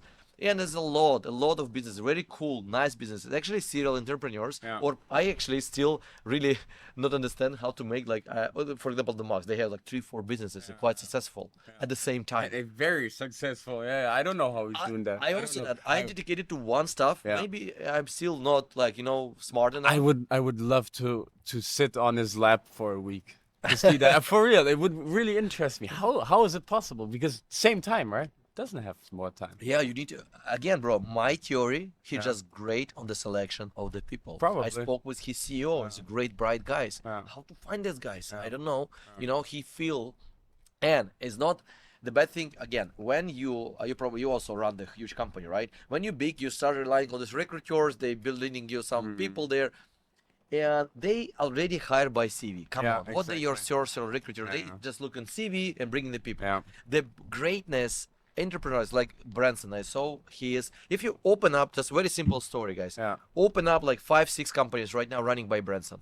Open their CEOs. Take a look their background. Yeah. They come from nowhere. Yeah. They nowhere. This support manager, boom, CEO of Branson company. Crazy. Again, this is how I try to make the science here. My theory that how this marks again, they have this internal gut feel on right people who is not yet get those appreciation from someone else, from the big company. Because then they tired, they spend, they didn't know one step before that that guy. There's a can gut really feeling. That's not learnable. I think that's the skill you have. But I put even an OKR to get my personal OKR to get feel better people, etc. Read some books there, etc. And as more I reading, I just start understanding the stuff. But yes, of course, you're right. It's still DNA. It's still DNA. That's why my co-founder Alex Sazono, we always was good. His operation director. He really good on people. Yeah. We always go. I speak a lot. Yeah. And he just sitting watching and then saying, "This bad guy. We will not deal with him." Well, super interesting. This skill. And he has the skill. Yeah. He know who is good, who is bad, just by how people speak, how people behave. You can read so much out of the more experience we have. No, he made 10 investments, 7 of them unicorns. For the companies who he said, I have a very simple rule of investment. The whole book technically you can stop reading on the first page. That's it. Yeah. You know what he said? I have a very simple rule. I give the money for the people who never, all the rest not give the money. Yeah. This is my rule. Yeah. And then, but how? You know how he can detect the really future crazy genius. Yeah, that's it. That's a skill. See, in my previous company group, I always we had the recruiting and hiring. We internalized it, so we built a recruiting team that we can source more people, and it worked very well. And of course, the interview process was a 3-stage process, as you usually have. But on the last stage, for some position, I demanded to be integrated. It's like normal positions. I don't like. Okay, that's outsourceable. But for head offs or whatever, I wanted to be on the last interview because, as I say, had such a leverage. I also, honestly, I had a fight even with my recruiting team at that point because I read a lot of also cool stories say until your company, guys, cross 150 people, you can afford to be on on the last stage. What you have better to do to hire your employees at least 1 hour? It's your obligation. Vision, people, money. Yeah. Without vision, people will follow, money will not follow. And then 3 things you do. If you're doing something else, recruiting and sales. I mean, balance these. And then it's a functioning business, This is also super interesting, because I hear a lot also from clients or future or prospects or whatever. It's like, so now we have some lead generation sales. Like, now I can outsource it, right? Can I outsource this direct? No, fuck no, you can't outsource. Learn it. You need to do it. That's my biggest mistake. We did have very well balanced team when we sell to mid-market. It was 11 people trained by a great Google guy, ex-Google B2B sales, etc. We're doing well. We put, for example, target to close 90 businesses. 70 businesses, close 90 and that year. Wow, that's good, all was fine. But then we shifted. We have a problem with unit economics, honestly. Like we, due to nature of my business, we need to train the models that we have like a cost of setup cost. When we start charging those setup costs, anyway, the long story short, we on some customers will losing the money, barely on some of we just was like returning our money, and they go organic churn because in this business they huge turnaround. We need to go up market where the more stable companies, where they appreciate more and actually they afford more and they can pay more. Just imagine I'm walking to the room where we're charging an average $300 per month and like $360 a year. I say we will start from 150,000. That was really shocked. By the way, I really miss it. Like when we start charging 1.5 million, now things go so well. Nice customers, they appreciate it. But you have different customers. For them, like for them, it was more than 10x jump, mental jump. Mental jump. I can't make the 1000x. And guess what? I lost all this team. Like 11 people gone. We left only one. And I made a huge guys mistake. I really hired full outsourcing team Yeah. in UK. That is a I mistake, think sales is outsourceable. Yeah. Now the people think, Alex, is impossible. Yeah, SDR drops, etc. Again, when you have complete team, complete playbooks, complete, you know that this conversion make the best conversion, this narrative, this wording, this my ISP. We even don't have ISP right corrected, but we already outsourcing in the UK. That happens all And you expect this outsourcer will do it for you. Exactly. That never works. Also, and your product is changing, and your vision is changing, and it was disaster. But Yeah. honestly, I really messed like maybe 1.5 year just doing this wrong step because I tried to save the time. Yeah, Because, yeah, it's already complete sales team. They know can what do they it. Yeah, and of course they sales guy saying like Very a partner. good, This yeah. partner sales. There was a partner saying, Alex, we did this. Here's my office. We fly San Francisco. He show me how they great. Yeah, you can use them. For example, now I know like we have our office like in Germany, we have in America, and we need a Spain, right? And then you can use them. Just It's have a all different this story. Playbook. Yeah. You just go in the small like teeny markets and do it for you. But now I even decided to do through the partners. We resell partners. Why we need to go and invest. But that's a great example because I hear it all the time. Like outsource sales, it never works. It never works. Get some lead generation company, some sales, never works. If you they work on a specific scale when you're actually not afraid to lose. Especially again, you're saying this company, the small one, right? Yeah. Of course, this is why actually in those product SaaS world exists, like call it the stage, like C to Series A is a founder-led sales. Yeah. You can, I always say, you were the first sales guy. Exactly. Then you I actually hired the girl, very nice. She actually, it was my great gut feel. Yeah. Just imagine she used to sell insurance policies before. I thought, fuck, if she can sell air, she can sell my product. And that was a great guy in the room. I say, oh, I closed 17 deals that year. Wow. But of course, I was like, I'm not, I shouldn't be there. No, like, no, I no, should no. be somewhere. But she closed 37 Fuck, next year. Say, fuck. Because she like dedicated for that, you know? And like, oh, this is nice. Yeah, she can do it. This is again about some founders don't want to too long here or give up too early. I mean, I do it myself because I still feel that again it was AI product not in AI world. And I see my mostly lost reason not now. Also, what happens when you're putting between you, Patrick, in your product, someone is actually sales guy is actually someone between your baby and your in a father. Of course, yeah. And then guys, when your guy saying they're not buying, first of all you see, oh no, my baby is perfect. Is or there's a sales guy dumb, or it's just it's the sales guy is can sell it. And it's very important to be on the first line. Actually, I have this very nice story. The sales guy came to say, I lost this deal because we don't have SAP connector. I say, brother, give me the phone. Let me call the guy. I say, if you like, of course, he give me the phone. I call it. You know, your sales guy was so nosy, and of course, I need to give some excuse to just like, Smoke screen. Of course. That's like, and for sales guys, also very important to is the objections or not objections, all the bullshit. You know, and work differently with that. And again, if the founder's putting too early those outsourcing stuff, they don't really, their product is still like not, you know, sometimes baby burn very like, you know, my son like but now I'm looking the photos when he was 3-4 months, like it looks like a, I don't know, like some fat piece of like, I was like, this is like ugly, like now, like it was like now that moment is actually how human brain works, right? That's, you don't feel that your son is technically not you beautiful, perfect. You know? Then he grows like, well, now it's cool, but that moment I not again. Now it's the photo like, come on, and this happens with your product as well. Exactly. Your product is most beautiful. Blah blah blah. You should keep those pink eye glasses. Go and see. Try to sell. If you can sell 3-5 times, then you hire someone BDR who can help you set up the meeting, put your calendar together, running follow-ups, using all your LinkedIn. I still like when company is 100 people, still people using my LinkedIn. And it was fun stuff. It was visible. It was exactly with me. The guy said, "Oh, Alex, cool." It's like I say, opening LinkedIn and reading what I wrote to him before. This was me, you know. But that's so true, man. Because you give it away too early because you need to make the experiences, selling your product, selling your service, understanding what's not understanding your position, pivot your position if needed. The problem, the pain points is why I'm saying that all the time. I think it's. Some people always think it's like some kind of guru shit. No, it's not, because you need to understand it. Then if you know how to sell your service, your product by doing sales, then you can start outsourcing it to people, and it's learnable, right? But you can't do it. The best, as you say, the best seller is the founder or the Yeah, creator. because founders sell the story. Founder not sell. Founder actually, people again is really 100% true that people buying stories, not the products, exactly, or services. Yeah, And they want to ask why you, and then your skill as a founder to make this scalable, that your team can be good replication of you. And by the way, you see all this again.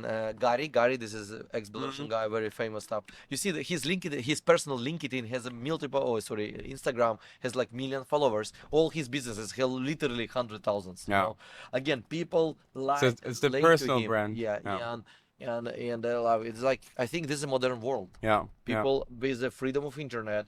And I think Competera getting also a lot of attention because they can see me, they can see what I think. I'm really open. I wrote those articles, what they're posting, and my team is helping me to put it together. But I technically, because a lot of time I just do this voice notes about articles. But that's very and good. They put it together, give me I review, just fixing, they go it again. And I really posting this. It's not AI generated. No. That's, you smell from a mile away that these days. And this is, and we discussed with you before shooting that is like, even personal content, people love even more than the best. It was exactly example, guys. It was a huge problem with, like, you know, that Amazon giving the suggestion of similar items, and for some people the different similarities. And like, you can buy shampoo and then showing you like a conditioner, but it's not similar. This shampoo is conditional.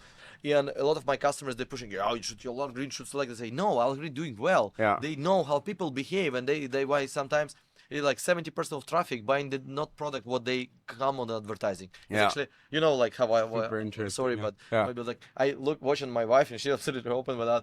Like, she came to the store, we coming to buy the hat. We buy like a everything else. We don't buy and this how human behave, right? And it's like, and sometimes similar product is absolutely not similar from the objective position, but from the subjective topic. And I wrote this article, bro. I really put a lot of stuff, like observation of like hundreds of conversations that I had, and put like 3 points why is important.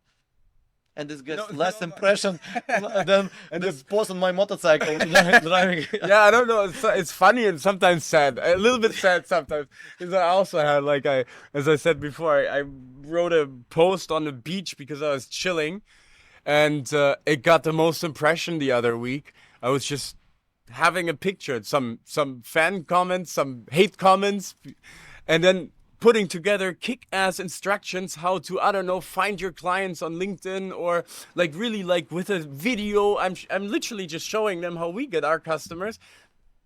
Cool.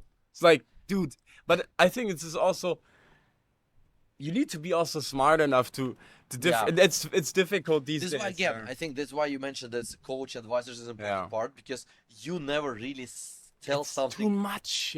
Something super know-how or secrets. You just help those guys to be committed and do simple stuff. Again, we come to you to the gym. And it's like, you should do this way. You should eat this. Very simple. No secrets. Stories. No secrets. It's not like a magic smoothie that you get 10 kilos. If you believe in this and you have on Instagram those girls saying like, if you mix like apple, banana, etc., you will lose 6 kilograms. Sorry, you probably first of all not in the business, and you cannot build this like. And pretty dumb too. But a lot of. You're too dumb to be an entrepreneur. Exactly. But it's the same if you have this 19-year-old kid driving with a rented Lambo and telling you the next scheme, and you need that's why AI. I mean, this is also super interesting. Yes, it will help more and more, but I think even more like real mentors get more importance, like consultants. That's absolutely right. Like, you know, you should be smart enough, as we know that you know, okay, AI income, how I can leverage those power. Not try to be against. It's actually what I love about Stanford. The professor said like, of course, all the students start using those AI. And they say, but we train the student who can really do well on prompt. And make this AI working for him. Is an amazing student. Because he learned how to manage something. Use it. It's why that's what we created this AI twin of Patrick. And the idea is to not replace Patrick. Is to make your knowledge accessible to more people and actually simplify navigation through your materials. Bro, I visited a very amazing course of the negotiation skills, tough negotiation. The guy is the best guy in Ukraine who run the negotiation stuff. And it was 6 days on site event, 2-3 weekends ahead. And then he give me like much of books, you know, and he record all these days, and I got like 6 days, 8-hour recordings. How I can retrieve this knowledge? Too much. I forgot. It was a really cool session and a case where when you need to negotiate the salary of employee, etc. Or I just used to have like, you know, the customer who was me 4 years. We pushed the price. It was agreed 15% increase in the price in the tender. He just putting me a meeting on the Friday.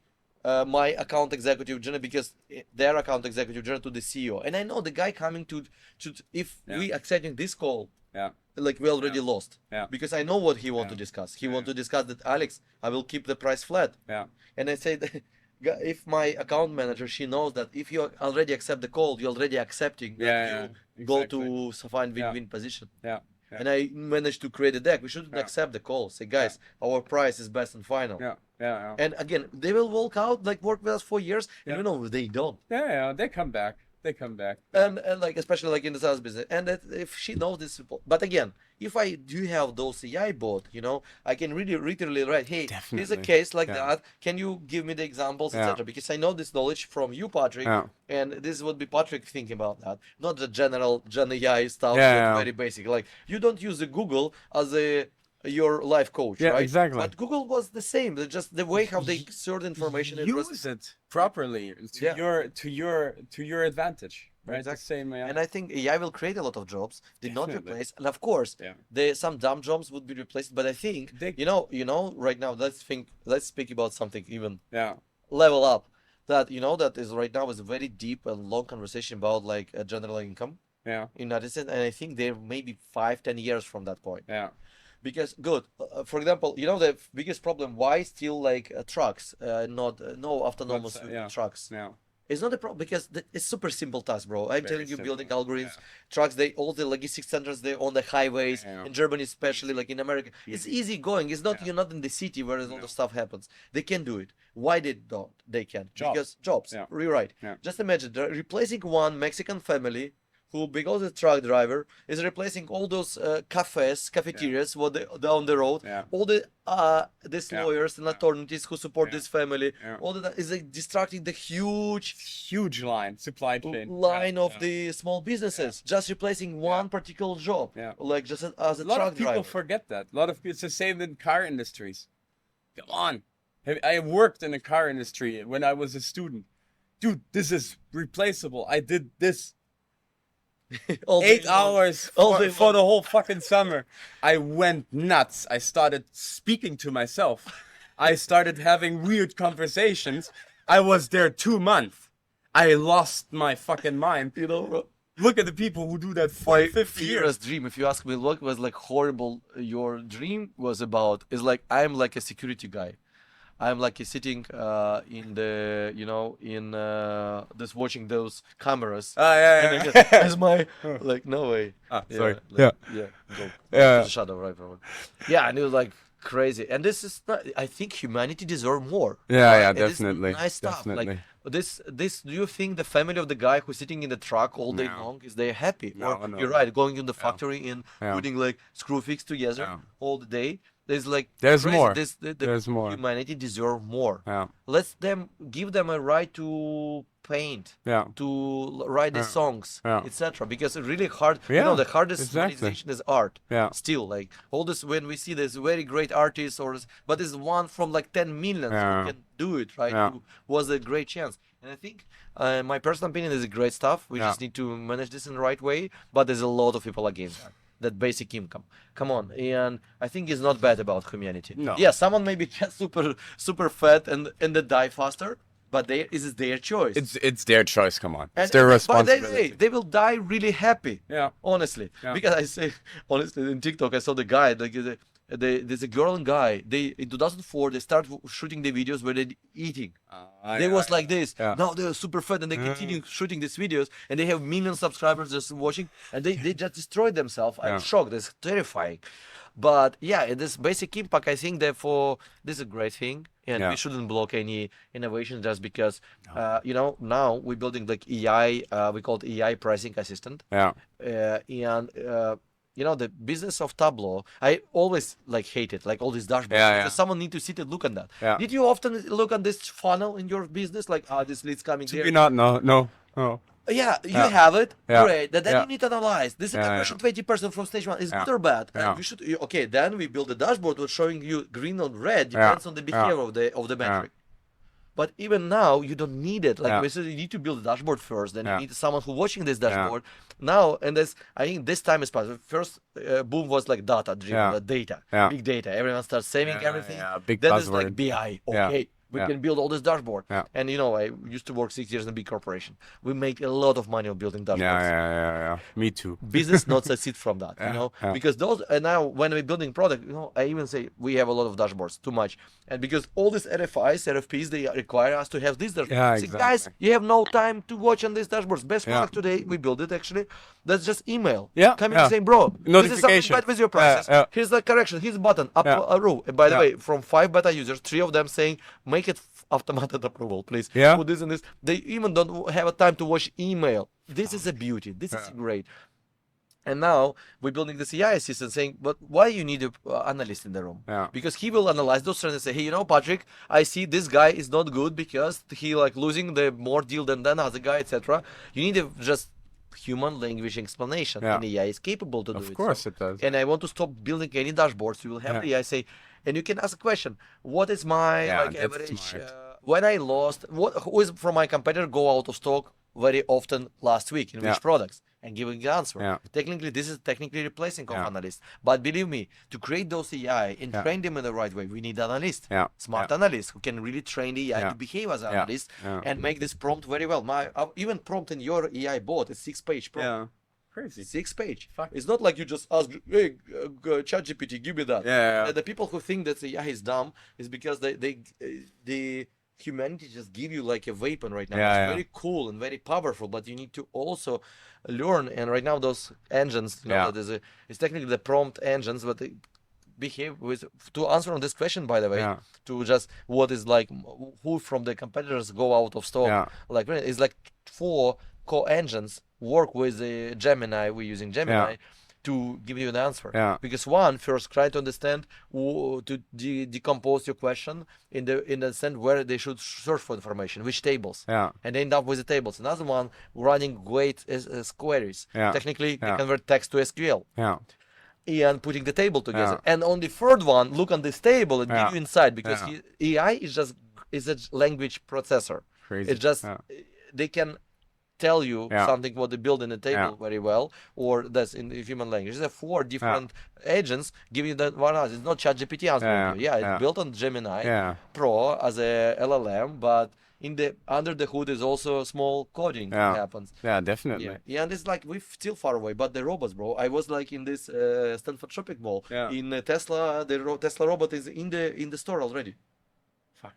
Of course, but wow, they're really crazy. As we discussed with you yesterday, right? It's like we will walk this conference next day, and the robot will walk in with your belongings, taking all these papers, and take your laundry, etc. It's helpful, man. This is helpful. This is in in Mediterranean age, but our grandparents, the field, when they preparing the fields, they do it manually. Now, like tractors doing so, and no one complained. Before, it was 10 people involved in this shit. Right now, the one guy in one tractor can do everything. Right? I mean, it's and improvement. now tractors with even the guy is not needed. Tractor can do it even better, as like now we have all these robotic vacuum cleaners at home. And it's cool. Like, why need to spend like 3 hours doing this shit? No, that makes no sense. It's I think a lot of people are afraid of what's coming because they don't understand. I had a fun story how I brought the robot to my mom's house. She's like, oh, he's doing not well, and he was like, Mom, just turn him 3 times. And now, like since like year passes, like she's like, I don't know how I live without this guy. The first impression was, no, I do it better. It's always objection, like resistance like to something human new. behavior. Yeah, objection. it's human. It's okay. What do you think? Just turn him twice. You know, and she's like, smart idea. Like, okay, I'm doing this well once a week, but this guy can do it every day. And it's not get so dirty that you need to spend all the weekend. Just go after him, like just time saver. It's a time saver. Like residents spend, and we live all 7 days in the dirty house till like Sunday where we do cleaning, and then again. Now we have like more or less good place, and then on a Sunday like this. But you're right. It's a human. Someone needs to run this adoption. If it was my father, she will be just laughing on each other Yeah, and they yeah, told yeah, this guy yeah. off. But I go to like say, hey, because this is user adoption. We Yeah. have a problem with user adoption. Yeah. We need to make the right onboarding. It's like, just okay. It's Keep true. going Yeah. what you do on a Sunday, Yeah.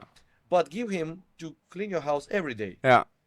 He said, Alex, now on Sunday I just spend like 20 minutes or 30 minutes because See? it's not so dirty. Like, Yeah. cool, like, Well, that's done. cool. Yeah. But it's the same. It's the same in business, right? You have to have this transitioning adoption phase of AI, of new technologies. It's not like there's so much, as you say, it's a great example. Before you had dashboards, reports, I mean, still have, and you have people making decisions out of that. I mean, super good help already, but now you don't need that anymore because AI can already, And you need the prepare. action. You're Yeah. waiting for this. Like we even right now we have a dashboard we call customer health dashboard. Yeah. Depends on like here's like someone not logging it or Yeah. something that or data is not there. We have these red lines. And just imagine I have a guy who like looking on this shit and crazy, doing proactive yeah. communication. Yeah. I said, guys, let's do the one small step. In Slack, in the channel, will come up the message saying, hey, this customer has a problem with this. Please go and fix and Yeah. create a ticket and Jira. Yeah. Done. We Done. don't need the guy who like this guy have more time to. It's evolution. It's to evolution, focus on it. right? It's like it's not will replace, but you're right. This is a great question. A lot of people are afraid that it will be replaced. No, you should guys. First of all, if you feel there's something, try to learn. Yeah. Try to use this for help you to make your job better. By the way, you're not replace any designer. Everyone, they just start using those AIs and Yeah. doing Yeah. stuff. They're faster. more Now there's efficient. video AI. This like I was in LA just months ago, and there's like a lot of video artists. They're saying, "Fuck, so great! We can literally right now. We need to write those sketches. Right now, I just prompting and we making those sketches Yeah. before we shoot the Yeah, movie. yeah. Like it's cool. They just the great people, smart people, just will generate more Yeah. and make more movies. Exactly. For example, if you movie producer, look, you did like one movie in 3-4 years. Yeah. Now you will do 2 movies in 3-4 years. Yeah. This is what happens. Nothing. Again, if you're smart enough to start To work- use it properly. I mean, to your advantage. I think it's not replacing or rationalizing to the most extent. It's just using it properly to your advantage, to your needs. Right? So this is how technology basically works, right? Yeah, there's nothing to afraid of. No, nothing to be afraid Yeah, of. and this guy is really thinking about this like general income, etc. And canalization of our country. Yeah. Actually, I'm not big fan of this. I love this space story, etc. But I still think that people invest too much money on that shit. Yeah. Yes, but we have such a lot of problems on the Earth. Yeah. That we have. And Yeah. we try to spend money to fix the. Yeah. Go there. I know, but this again is a humanity. They want to. broke this. They want to. Yeah. Yeah, and again, also, you work a lot with the developers. Their brain is better to go on some new challenging stuff. Yeah, than yeah, fix yeah. Old, very painful. Yeah. No, they don't want that. They don't want that. That's why we It's don't want boring. to solve this like problem with like the Africa is technically taking all the countries by different mafias. Yeah. And we will rather colonize the Mars. Yeah. Yeah. That's as you say, it's human nature probably. Just always take a new challenge and everything. Yeah. No, not focus on the old one. Yeah. Yeah. Yeah. That's true. That's true. That's a good. That's a good Like benefit. I had a good story from my childhood. Like we had a broken refrigerator, and my father, like mom, forcing him to fix it. Yeah. But my father was a sound addicted. He built like all himself, all this like inverters, the Yeah. speakers, etc. And he spent all the weekends to fix all the speakers. We have a fucking broken refrigerator. Like, that's exactly example. That's the same example. Yeah, that's true. Yeah, the old life was different, man. Yeah. Fuck. So, what other thing? You had the Forbes Technology Council photo shoot or something like that the other day. The Forbes Ukraine. Yeah? Yeah, Forbes Nice. Ukraine. Yeah, they're preparing. As mine would be second article in the physical Ah, Forbes. yeah. Yeah. Some people still buy the newspaper. Yeah. Yeah. Actually, they are really conscious of this. The Forbes digital is a different one. Yeah? It's like Yeah? offline is Okay, offline, yeah. digital is a digital. Yeah, and probably this is only one magazine that are really focusing still on entrepreneurship, etc. Forbes. And last time they really was it was 2020, Yeah. by the way, and the article was about like the businesses built on algorithms Yeah. because like new stuff, right? Yeah, The yeah, yeah. algorithms. And yeah, and now I don't. They will just the article. I don't know. They're not showing you article. No. They will give you some numbers for fact checked. Yeah. But I don't know actually what they will. Did they approach you? Yeah. Yeah. Cool. Yeah. That's cool. It's interesting. Like I think it's like I know the more cool successful entrepreneurs from Ukraine that left that you come to me because I think I'm like something like create something. But yeah, honestly, I always was dedicated to create something from Ukraine without immigration from Ukraine. Yeah. Like, and I do have some cool entrepreneurs in Ukraine who also think that way, because unfortunately, a lot of entrepreneurs in Ukraine, you know that the co-founder of PayPal is Ukrainian. Yeah. Like WhatsApp is Ukrainian. Yeah. That you told me. Yeah, but people don't know because you know, they try, like Max Levchin, by the way, Grammarly, they not mentioning this, you know, and it's like articles in the and I say no, I don't want to be, and I actually you can't imagine how often I was offered by investors, had the pressure, move to US, build it, etc. I know we stick to this route, saying we can build a product what can be worldwide known from Ukraine, and this our logo right now is the third year, just the Ukrainian flag. Yeah, I saw I like forget like, and the problem is that we have another logo, but some magazines start using that logo because it was made with hope for like short amount of time just to show the support to Ukraine, and but now it's like became as a logo. Then keep it. Yeah. This like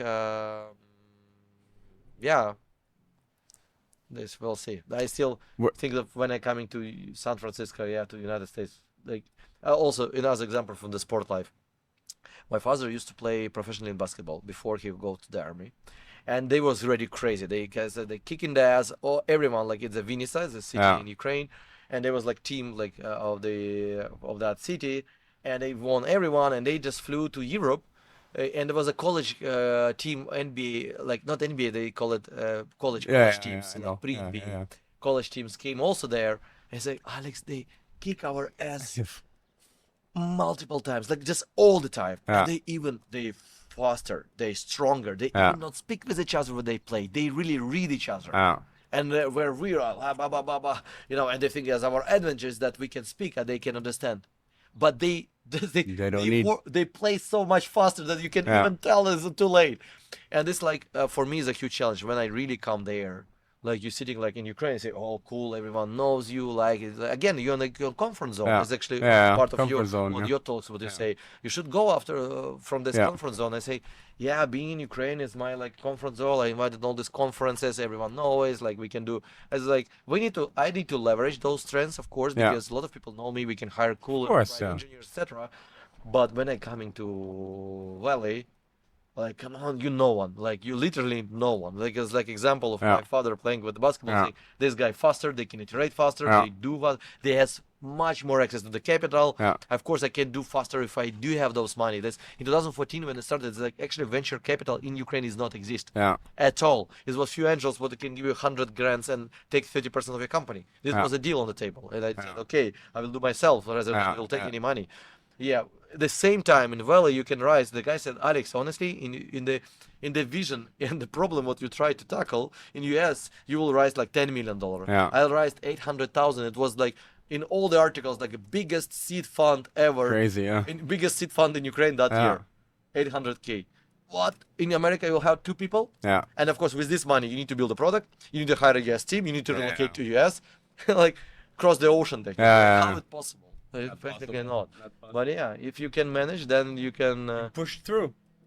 It's why a lot of funds, by the way, saying in Valley that foreign enterprises, this doesn't mean only Ukrainians. I mean that foreign entrepreneurs, they actually the whole America is built on them, and it's true. It's why this all the biggest brands no one like no Native Americans built something big. Even Elon Musk, who is like Sergey Brin, and they're foreigners, because you have a much more challenge to relocate to the comfort zone. It's true. I haven't thought about it like that. It's interesting. Where do you see like what's the next steps for Competera or for yourself? Like the next. This right now for me, this is a comfort zone to really go there. Build honestly twice I tried to build a US team and I twice failed. Now is my third try, and I say I will not fail. No, I will move there.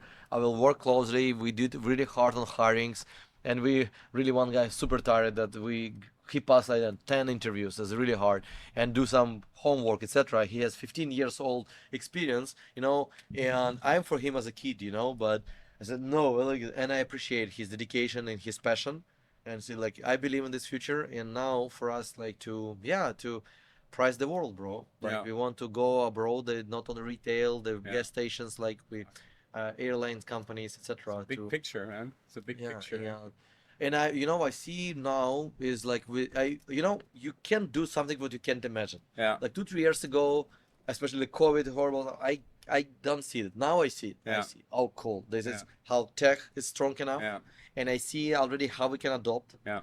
this, and we just need the money. Money is just a resource now. Yeah, Like, that's- there's a much more money in the world than the great companies that you can Exactly. deploy, Yeah. and that's why it's not a problem at all. But honestly, living in Ukraine, I live in this paradigm like, oh, again, these entrepreneurs like Yeah. hard money. Yeah. They're really conscious too much on this Yeah, money. yeah, it's and too much, They're yeah. making maybe good money running the gas stations or dental clinics Yeah. or whatever. And for them it's really hard to understand that you need to invest in R&D 8 years. Yeah. Everyone knows about OpenAI since 2023, right? Yeah. But they founded 2014. Yeah. Yeah. Everyone forgot, Yeah. and they all was around. Yeah. It was first version of GPTs you can play with. Nobody gave it to you. Yeah. Yeah, and they spent $19 billion to bring this Yeah. technology, right? Zuckerberg spent $10 billion. Elon Musk just recently $6 billion, right, for his new AI. Yeah. Like these guys, we need to appreciate. They bring it to Yeah. the world. They say it's very expensive, and this is why this really inspired me to be in the place with these guys and say I still feel the power. Like we can build something really big. Fuck, that's Yeah. really good. I mean, that's what you're describing. You need to have a picture where you're going. Otherwise, it's very difficult to build a bridge, right? If you don't have the. Honestly, I think that you mentioned also that the small entrepreneurs who listening to you, what you're working with, like that. If you don't have this picture and actually the grow strategy, you need to understand you will sunset your business. Yeah, It's just a yeah. question how long it takes. Yeah. Like 1 year, 2 years, Yeah. or 3 years. You're not if you're gonna lucky, maybe evolve. 5. You will just become boring. Yeah. If you not grow, if you like, I saw a guy actually. I always stay in a very cool hotel in America. This very old general manager. Yeah. So he's so pensioned, bro. I say, but how you were still managing this? Yeah. So yeah, we have a lot of Indians, foreign people coming. But that moment, I run one hotel because I was super dedicated. Now I have all these guys, and I'm owning 11 hotels. Yeah. Yeah. You know, See. like even guy, he's like late 70s. He has the vision. Yeah. He growing his. It's a lot about America. America's like making something big or really not Yeah. do nothing. Yeah, that's a do or die mentality there. I like and it, it's fine. And in Europe, especially like Germany, UK, I was in Yeah, that's I true. spent 6 years in London Yeah. technically, and like I go to the SaaS meetup, is the very old dude sitting there and saying me, I am working on the London Stock Exchange and I do my startup for 2 hours every Thursday. Say, bro, it's not work like that. You should left and ask me, well, I'm doing this for 6 years now, and like we almost complete with our MVP. Wow. 6 years. It's like, Yeah. bro, this like they are choosing the safe. Yeah. And That's this, like you're it's right. a mentality. Mentality. This work and they starting from university. Yeah. They're doing all this stuff. It's really cool. Europe is designed again. Why? Because bro, since First World War, sorry, maybe we go too deep, but since First World War, all the Europe it was factories. Yeah. Our university was built, guys, to produce the specialists. Yeah. Staying on the production line, what you did. And they don't need those entrepreneurial mindset because and actually, bro, the biggest problem, even Germany economic. I just recently discussed this with my German team. They said they all built to support the mid class. Why? Yeah. Because they need them on the factories, Yeah. and all the law technically Yeah. lobby anyway exists because politicians Of course, yeah. designed to serve the business Yeah. for the wellness of the people. That's It's just why it's so difficult to start and grow a business in Germany. exactly It's so because they design even tax system Yeah. is designed It's for not- factories. exactly. It's not. You're the huge. It's Germany's a huge factory. Yeah. Done. Yeah. And I just spoke with my, a lot of Yeah. Ukrainians moved there, and I saw this tax, bro. That she need to pay 47% tax. How you can make any savings? Where people when they get enough wealth, some of them go being drunk. Yeah. But most of them, and especially grade one, they starting their businesses. Yeah. And it's great for economic. It's what Exactly, America yeah. understand. It's better to have 60 billion small business Yeah. entrepreneurs Yeah. rather than 3-4 big. They, by the way, look at them. They still has all these corporation who technically own the world is nothing. And this in the biggest problem, London, Germany, biggest economics were like UK and Germany. But they not designed for startups. They blah blah you much, but they so the guy showed me I literally in LinkedIn saw he showed how many papers they need to complete to register the company. It was a table, bro. I say I still has no product, but this is how much paperwork. And this is the tax you already pay. It's nothing out there. It's same in Ukraine, bro. We have this minimal tax. Like I need to pay $100 or $200 per quarter for employee. Even and it's like pension. The social stuff. Yeah. I don't have a business. Yeah. No How to pay? Money, how I can pay you? and actually the system, but you even to apply and actually register all the stuff, you need to hire accountant because you can't do it. You can't do it. It's not designed for. And you even not start your business, you need to have an accountant. Because like it's need to run it, because if you did something wrong, you already get a penalty. You get a penalty. Then you have a minimal tax what you need to pay, even if you have a zero income. It's like, makes no sense. That makes no sense. Yeah, the this same. is why I really a bit regret regarding like Europe, like they not designed for entrepreneurship. America was designed since 60s. Yeah, it can get a lot bigger. You never know. Maybe it would have been different, but Dubai right now growing, bro. Honestly, I'm having really cool feedbacks how they treat entrepreneurs. They really literally they genius. By the way, keep Cyprus also a nice place. In this perspective, maybe only one European countries who really open mind for the Portugal is bullshit. All this no one visas is just for freelance and outsourcing is 2 years of bureaucracy, and still you pay 26% insurance, social insurance on 70% of your income. Come on, you can you actually introduce that you have a no money visa with zero tax. Is not true. Come on, guys, 26% on 70% income. This is a no man visas. Yeah, they maybe brought some. Cyprus can be that place. Dubai. Cyprus problem, honestly, my opinion, VAT is low. If you don't take the taxes, take the VAT. Is what Dubai did. The VAT there 18%, right? When you buy the coffee is 18%. Here's only 9. And of course they have no money to fix the infrastructure, keep the infrastructure running. Is why this looks like old village. It's interesting, because as you say, it's a great place for entrepreneurs to start because of the low taxation. You can but they're boring here. They're shocked because there's no infrastructure. You know? And this is like, I know how big fan of you of Cyprus, and you sell Cyprus card. I also do so. But saying but for my, I probably moved. Like I will keep the Cyprus as my second home. But this is, they can and should do this at a really cool place, and they're super open-minded. And Dubai is a good example. Yeah, Dubai is good. Of course, Dubai still can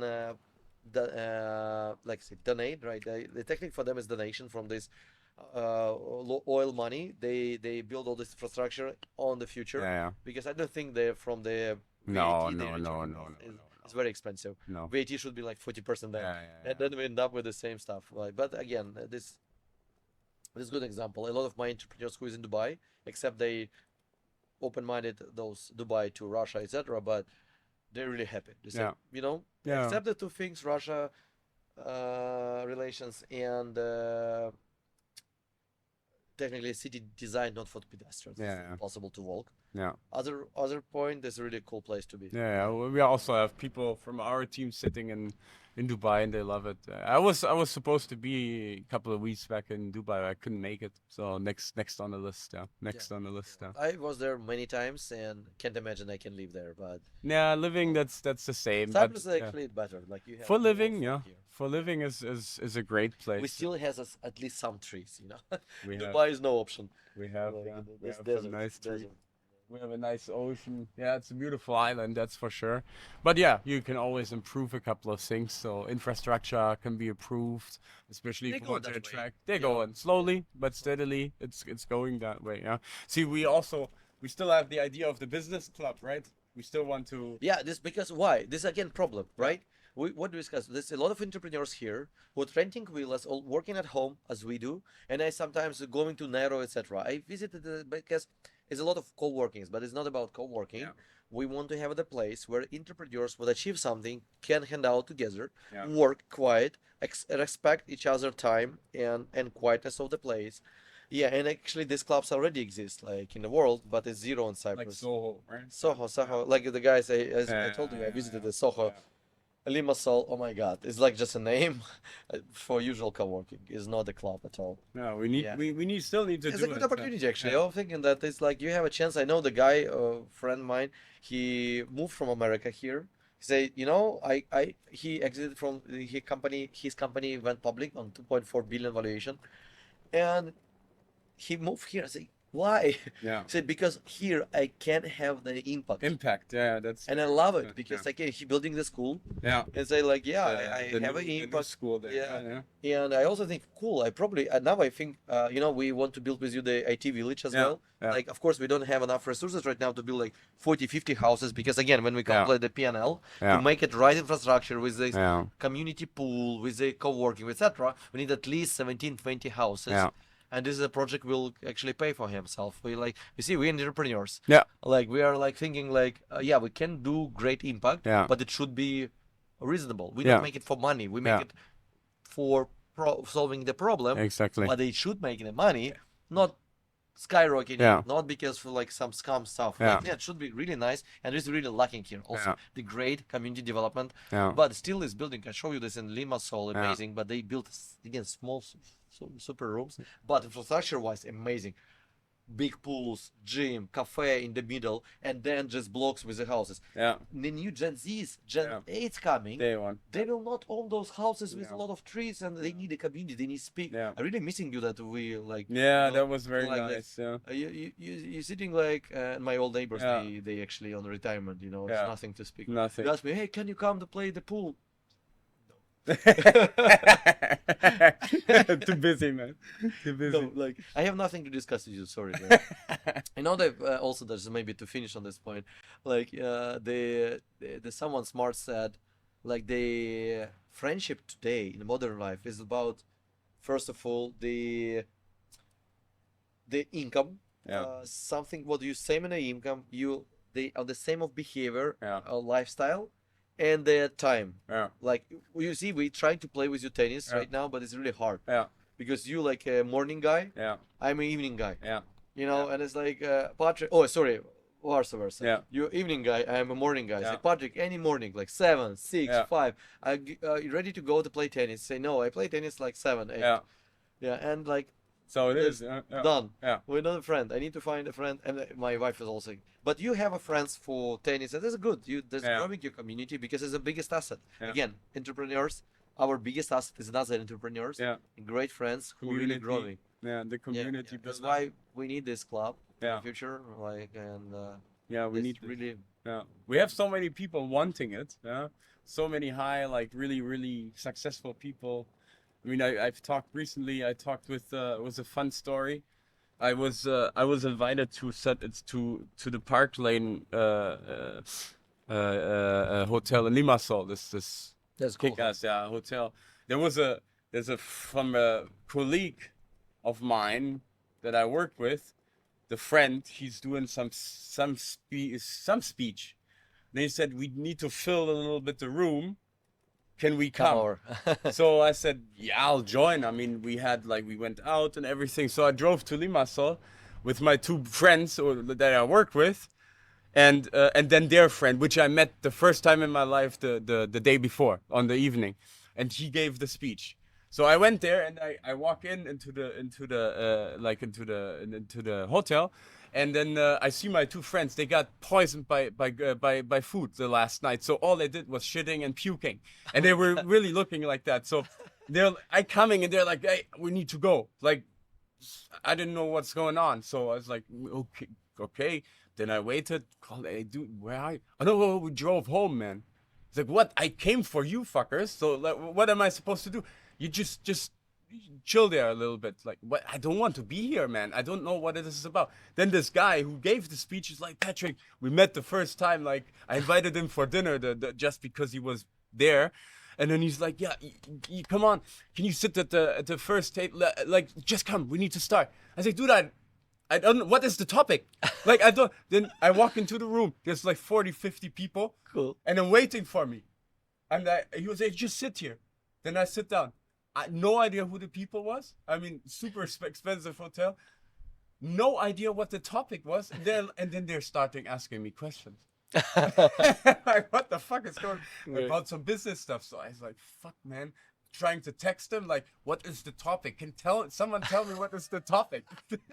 So I was like 50 minutes just giving. I think you did well, but And what's the end of the story? And then another guy is coming, and he just sits next to me, and he starts talking to me. I was like, what does he want? Like, because I wanted to leave this room, and he starts talking to me, and we start like 5-10 minutes, and then turns out it's The main speaker. it's the richest Greek on the planet, billionaire. He spoke to me like 10 minutes, Cool. and then we actually talked about the business club. I don't know why, but I said, yeah, we had this idea, and he said, this is super good idea. I would support it and everything. I didn't know who he was, so I spoke with him that way, you know, like a little bit like I was hungry, I wanted to go away. That kind of triggered him in a positive Cool, way. but he actually He said he needs it. He said, yeah, Yeah, see he this. needs it. We got multiple confirmations. I think we should really, you know, again. But remember, our question was, this place should be built around someone. Yeah.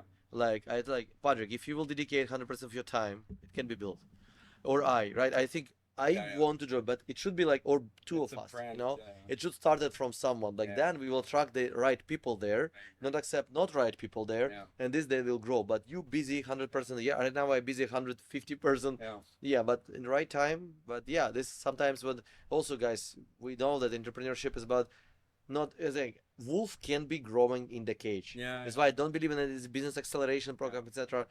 Because you even now we know that this club is needed, but it's a huge risk that we hire some CEO, Yeah. do all this stuff, that we will not take enough attention. Yeah. It was like we end up like not the way how it should end up. I agree. It's something that we're going to pursue. There will be the right time when we say this is it. No, Yeah, this is we will feel it. Yeah. The good entrepreneur also feel it. Now Yeah. is the time. Now is the time. Yeah, we need sometimes I patience. already built one company 4 years before, Yeah, Trent. yeah. Let me not do it again. Patience is sometimes it's not my strong suit, I would say, but sometimes patience is very Yeah, strong. we'll see that definitely. Well, man, I think we got already 2 hours Oh my 15 God. in the books. I told you this is Yeah, this is it's so cool to having this conversation with you. it's You just really a conversation, right? you're living this in the right organic direction. Yeah. It's really cool. I always say I forgot that it's a podcast at some point. That's like Yeah, the that microphone is- sometimes. It's reminding definitely you. like that. Yeah, Yeah. well, that's And the this plan. Well, Alex, I think we're good. Thank you, man, for having thank you me. for asking to join with you. Like I think I just wish you growing in the podcast. Thanks, man. Really cool stuff, and I think entrepreneurs will really benefit from these talks because it's how we grow. Exactly. Yeah, and it's also available for That's- me. That's the to really- plan, man. We are getting more and more value for the future entrepreneurs. You know that will build the future. Way back to the community. right? Exactly. This The fuck ups, the experiences, the pains that we lived through. You know, in a negative sense, not everybody needs to do the same shit that we did. No. again entrepreneurs technically running this world. Yeah, exactly. Without Not governments, no entrepreneurs. I Yeah, agree. and cool, it's such a nice place. Yeah, man. That's we decided to have it here. So I hope. It's only our videographer is. Yeah, he was suffering, man. So Let's stop doing that. so big cheers to Toykan behind the Toykan, camera. thank you. Because he was sitting the whole time in the direct sun. It's probably like 30 plus degrees right now. It's what 12. But so- I choose a great place. I'm It's the sweating shadow like gold hell, to me. so You know? I was in Like, the yeah, shade at some they point. go from you like to go to that, but I was always like in the shadow. Yeah, you had the right spot. No, but I actually liked it, and it's not in the studio. So, yeah, to conclude the thing, if you are, in the pricing, into AI, if you're a retailer or whatsoever, hit up Alex, hit up Competera. Everything will be linked under the video, obviously, so you can check out what Competera is doing, what Alex is doing as the founder and CEO of Competera. As you can see, they have a pretty big impact on the world already.